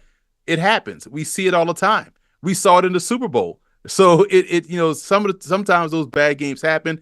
I like the fact that you brought up Anthony Richardson for Jalen Milroe, but it shows you the benefit of being able to play multiple games consistently, which is something Richardson wasn't even able to do in college because he was hurt on and off again. And then now we see that in the NFL, he has to stay healthy. But Milroe, you saw progression, and then the offense changed, and then you saw the ups and downs. So that's why I think a team that, let's say like the Raiders or a team like the Jets that has a Tyrod Taylor, let's say you bring him along slowly, put him on that Jordan Love plan, put him on that Malik Willis plan in Green Bay, and when you put him back out there, you got yourself a starting quarterback. How many quarterbacks do you ultimately think go in the first round? Just wondering. Oh, that's a good question. I'd probably say like 4. Wow. Yeah, I could see 4, and 2 being 2 trade back ends. And maybe somebody based on what we witness out in Indianapolis, where the interviews are important. How healthy is a Quinn Ewers, who had a lot of fans coming into the season? And I like how he answered those questions about his mental toughness, because we know you have to be mentally tough to play quarterback there based on who the backup is.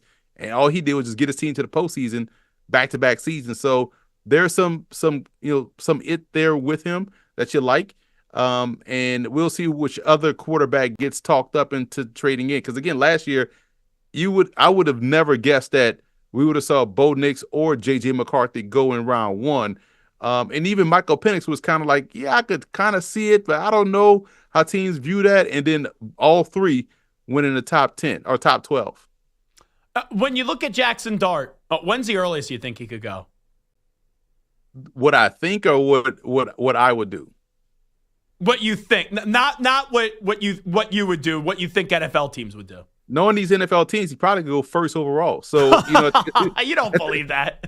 At the end of the day, it wouldn't shock me to see him go in round 1. Crazier things have happened, and there's no knock to Jackson Dart. I like Jackson Dart. He does have some athleticism. I think he would be a strong QB2 at the NFL level, because we've seen now since COVID, since 2020, that you're going to need a backup to play at least 3 games, and so you better have someone that's played a lot, which he has, someone that has athleticism, which he has, someone that is not afraid of the moment, which he has played in the SEC. So I think that's a situation where you can strengthen your QB2. Could probably be a fringe starter, in my opinion. But is versus pressure where he has to be better. And that's something that you really can't coach. He's going to have to figure that journey out on his own. I think Ashton Jeanty and Amari and Hampton are going to go in the first round. Do you think we could get a third running back in the first round, or is that just not going to happen because still the up in the air evaluation of value when it comes to the running back position? It's tough, because if you are listening to how people frame, first of all, I've never been of the type to say running backs don't matter, obviously. But if you listen to a lot of the talk that people say, you can't give these guys a second contract, just draft another one. Well, if you use that logic, wouldn't it be advantageous to take them in round 1 when you get them on a younger, cheaper deal? And then you could decide if you want to extend them or whatnot. So with that being, the foundation, I can see a Travion Henderson go in round 1. I can see someone like that sneaking in the first round because of his ability to pass protect. We know he has explosive speed, and we also know he has the ability to make guys miss. That's what you want. Someone that could be out there all 3 downs, that can, kill you with the explosive play, keep your quarterback upright with his pass pro, and also catch the ball out of the backfield and be a downfield threat in the passing game. Emory Hunt here with us. Let's go into the trenches. Offensive tackle, Will Campbell. Everyone's freaking out about these short arms. I watched a lot of Will Campbell this year. I thought he was a heck of a player. How will these short arms and that measurement at the combine affect his draft stock, in your opinion? It shouldn't affect his draft stock, because this is the example I always use when we're talking about arm length. And I always put it in my notes in my scouting reports. Can X player, whether it's offense or defense, win the hands first battle, right?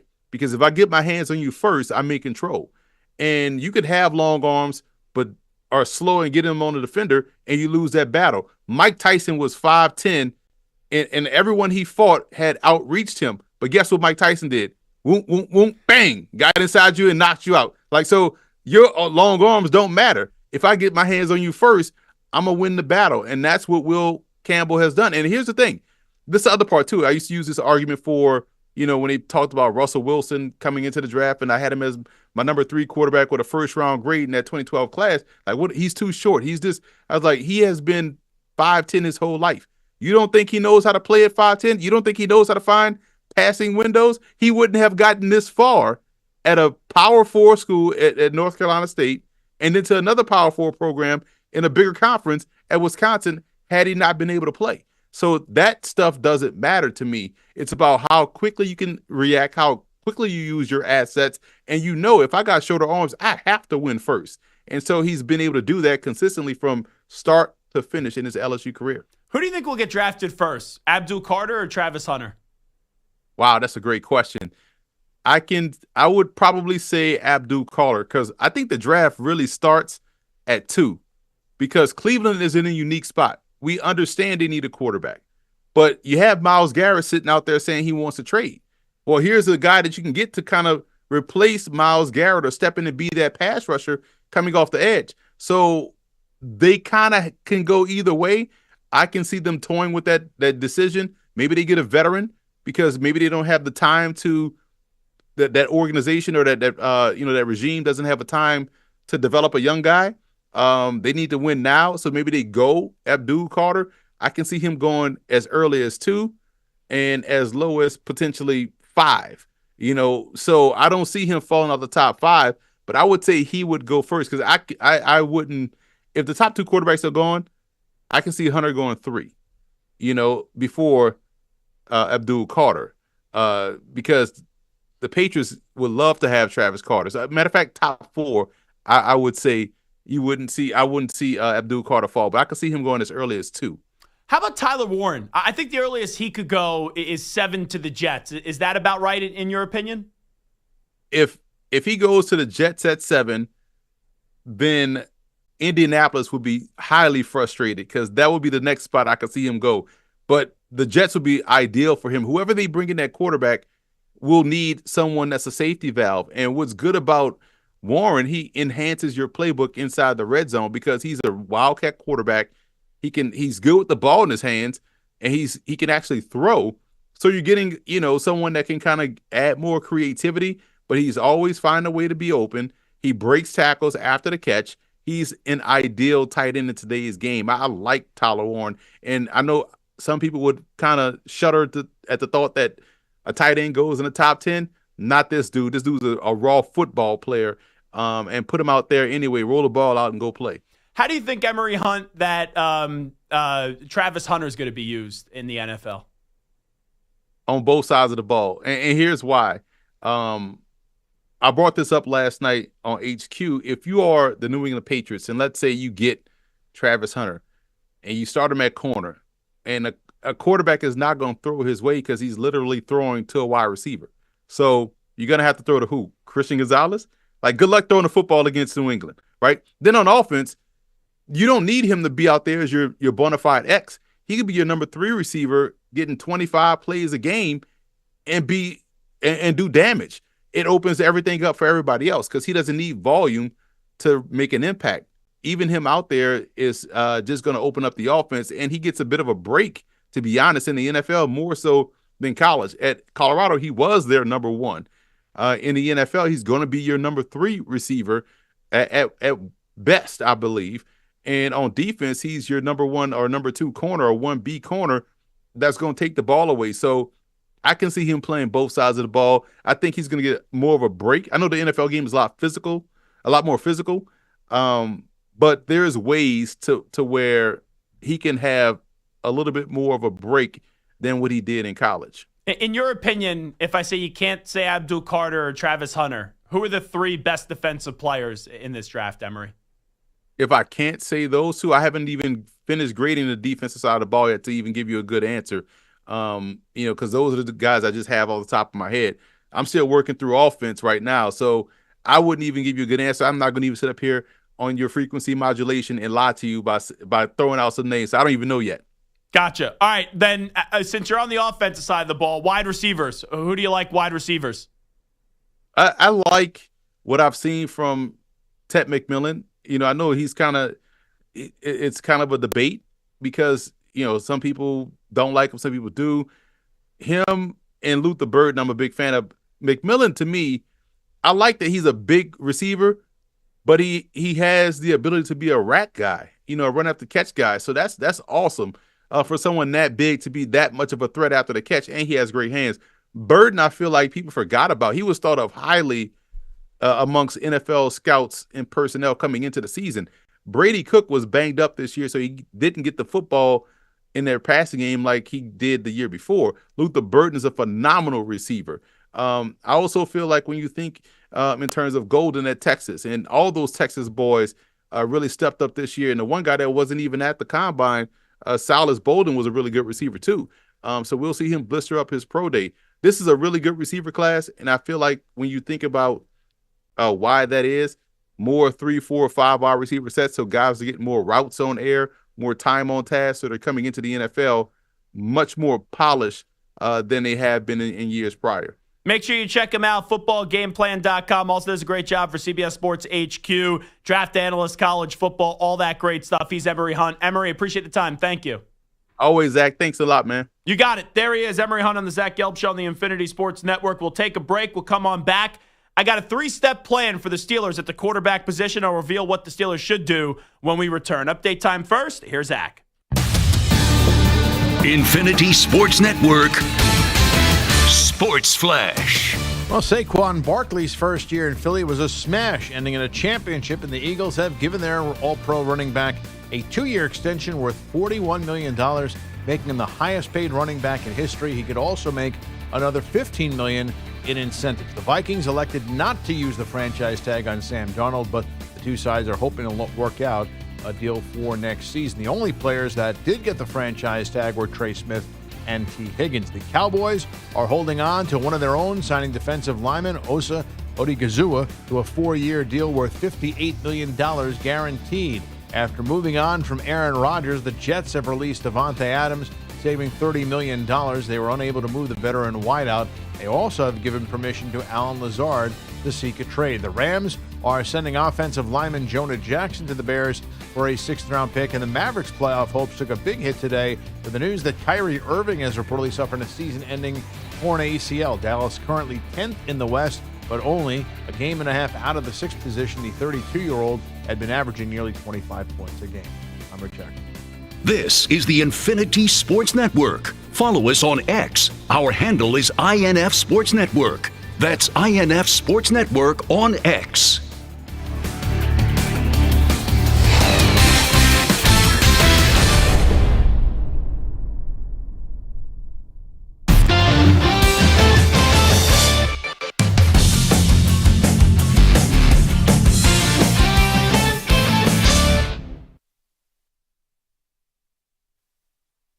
You're in a 5-minute break.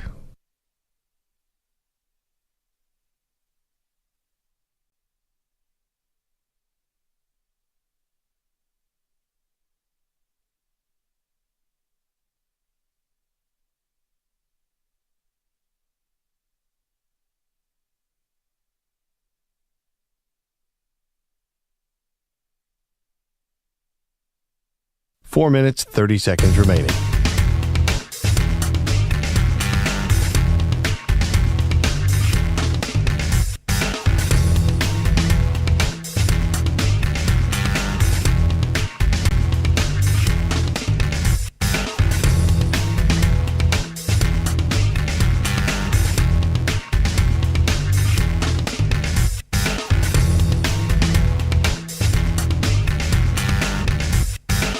Four minutes remaining.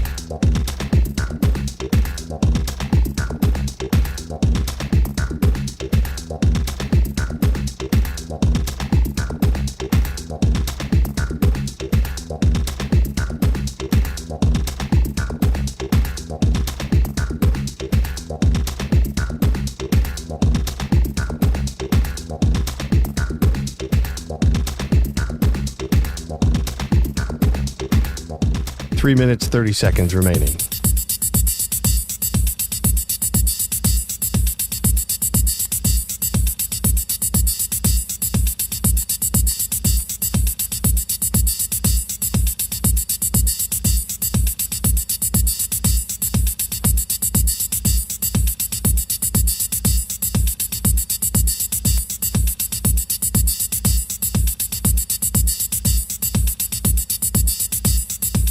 Three minutes remaining.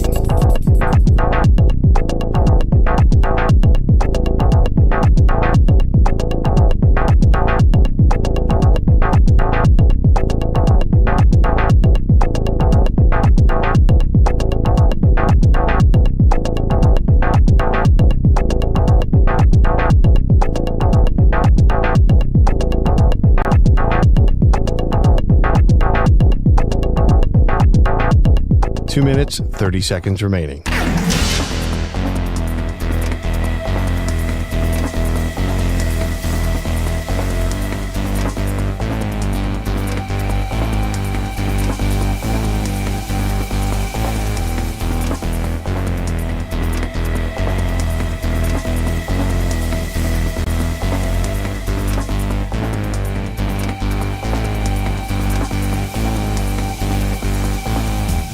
2 minutes remaining.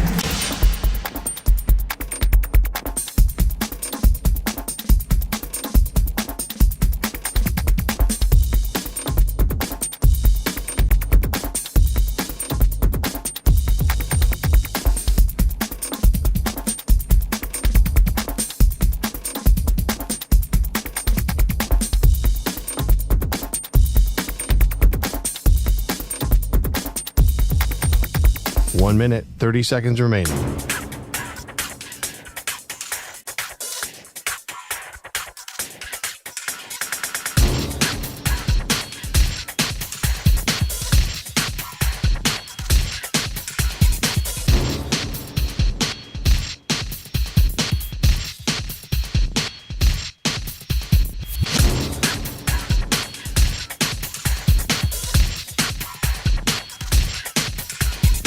One minute remaining.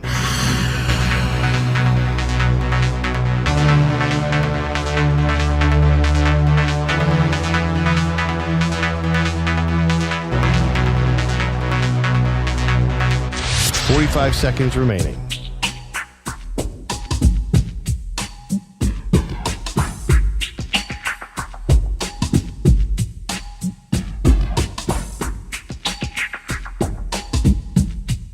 Thirty seconds remaining.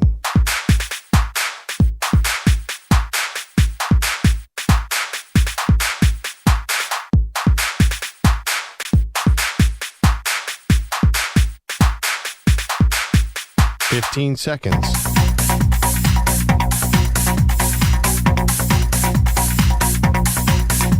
Break ends in 5 seconds.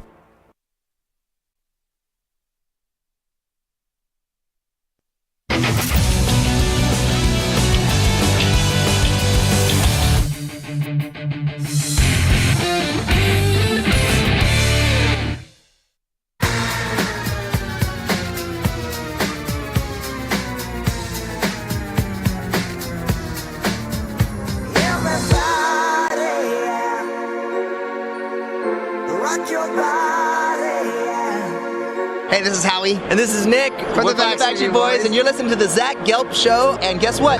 Zach is back. All right. He's live. He's nationwide. This is the Zach Gelb Show. Oh, my God, we're back So I was just reading an article during the break. And obviously, we found out last week about the passing of Gene Hackman and also his wife and their dog. And at first, they thought it was because of carbon monoxide, and they said there was no foul play. Now they ruled out the carbon monoxide. And I just read an article that officials found the couple dead in the Santa Fe home nearly 1 week ago in what detectives have called a suspicious circumstances. According to a search warrant inventory list obtained by Fox News, authorities obtained 2 cell phones, an orange prescription bottle, and a 2025 planner while inspecting the residence. So, you know, a lot of people are just fascinated by what happened, right? You know, Gene Hackman was, 94? I think he was, 94, 95, something like that. So him passing away, like if it was just him, all right, old age, like wonderful life, awesome, right? Like unfortunate, but he lived a great life, right? You know, that to me, when you make it 94, 95 years, you know, it's sad when anytime someone goes, but it's like an unbelievable run. But then you find out his wife died as well and the dog. So it just provides a lot of questions and makes you question a lot of things. So we'll see what ends up happening and what they did end up finding and things like that. But there was also an article attached to this, and it was the 50 best Gene Hackman. Or no, it was, how many rankings is this? Oh my goodness gracious! It ranks 77 Gene Hackman movies. 77. Now, this isn't his best movie, and this is all subjective to what you think. But the first movie that I think of is The Replacements, because it's one of my favorite movies ever. So I'm looking, I'm like, all right, where's The Replacements on this? And we're talking about one of the legendary actors of all time.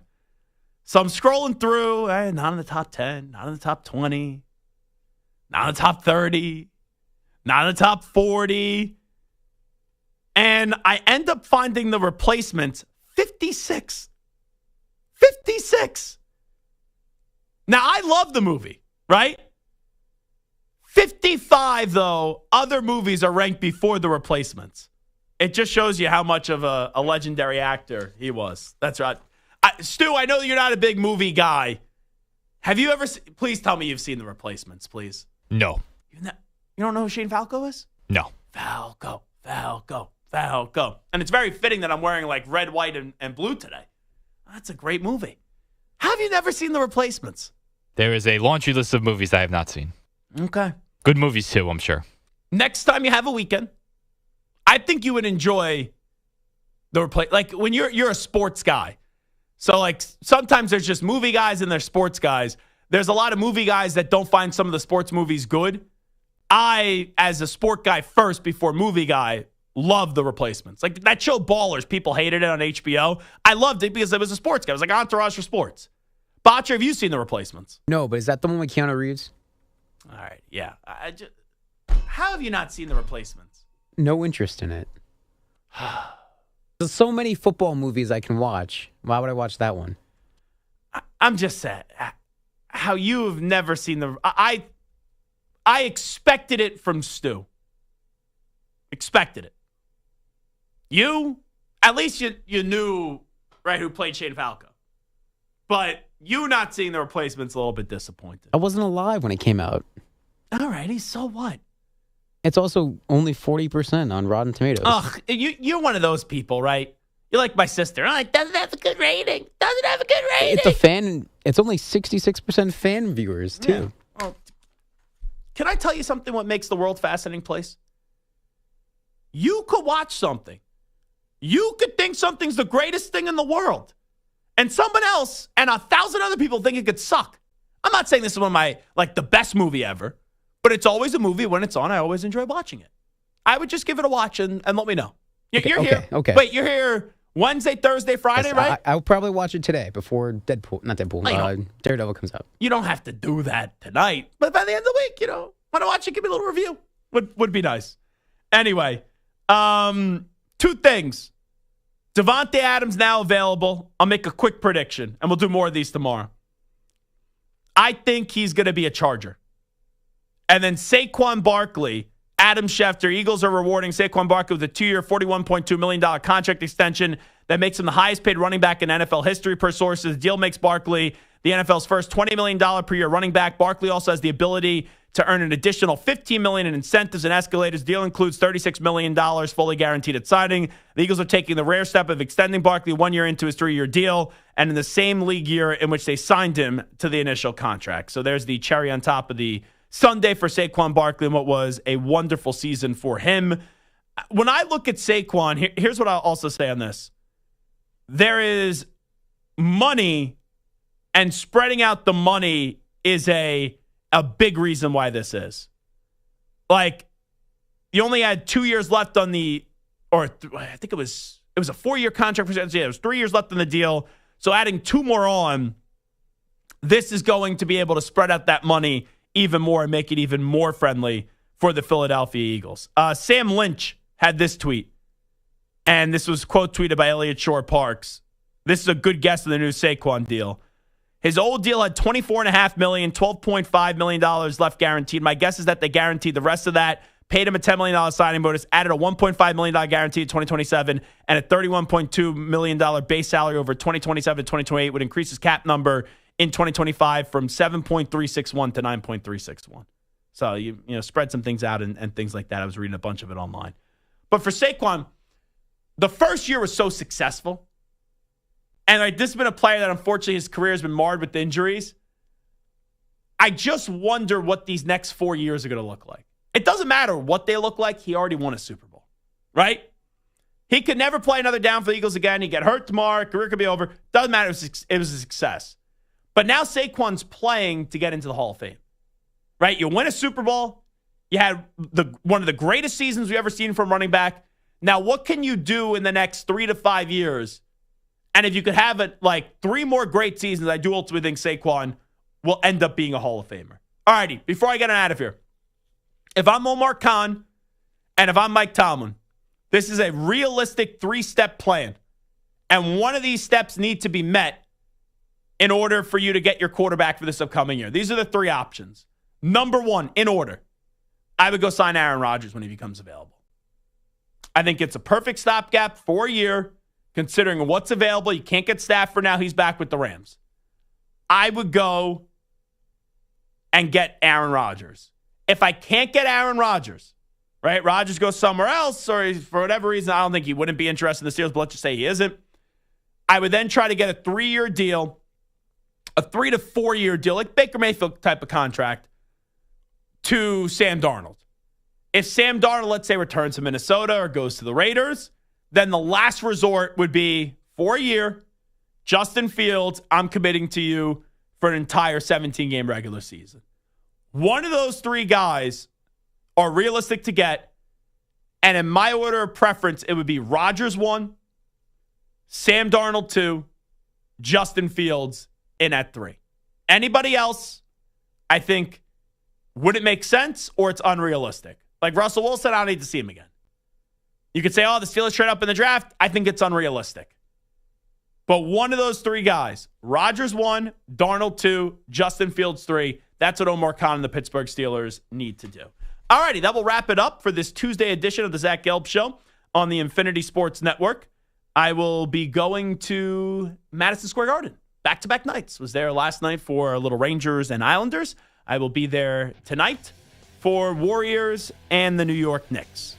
Probably see me on TV. I'm sitting like a row or 2 behind the Knicks bench, and I'm in a big red sweatshirt that says "You already schno" on it.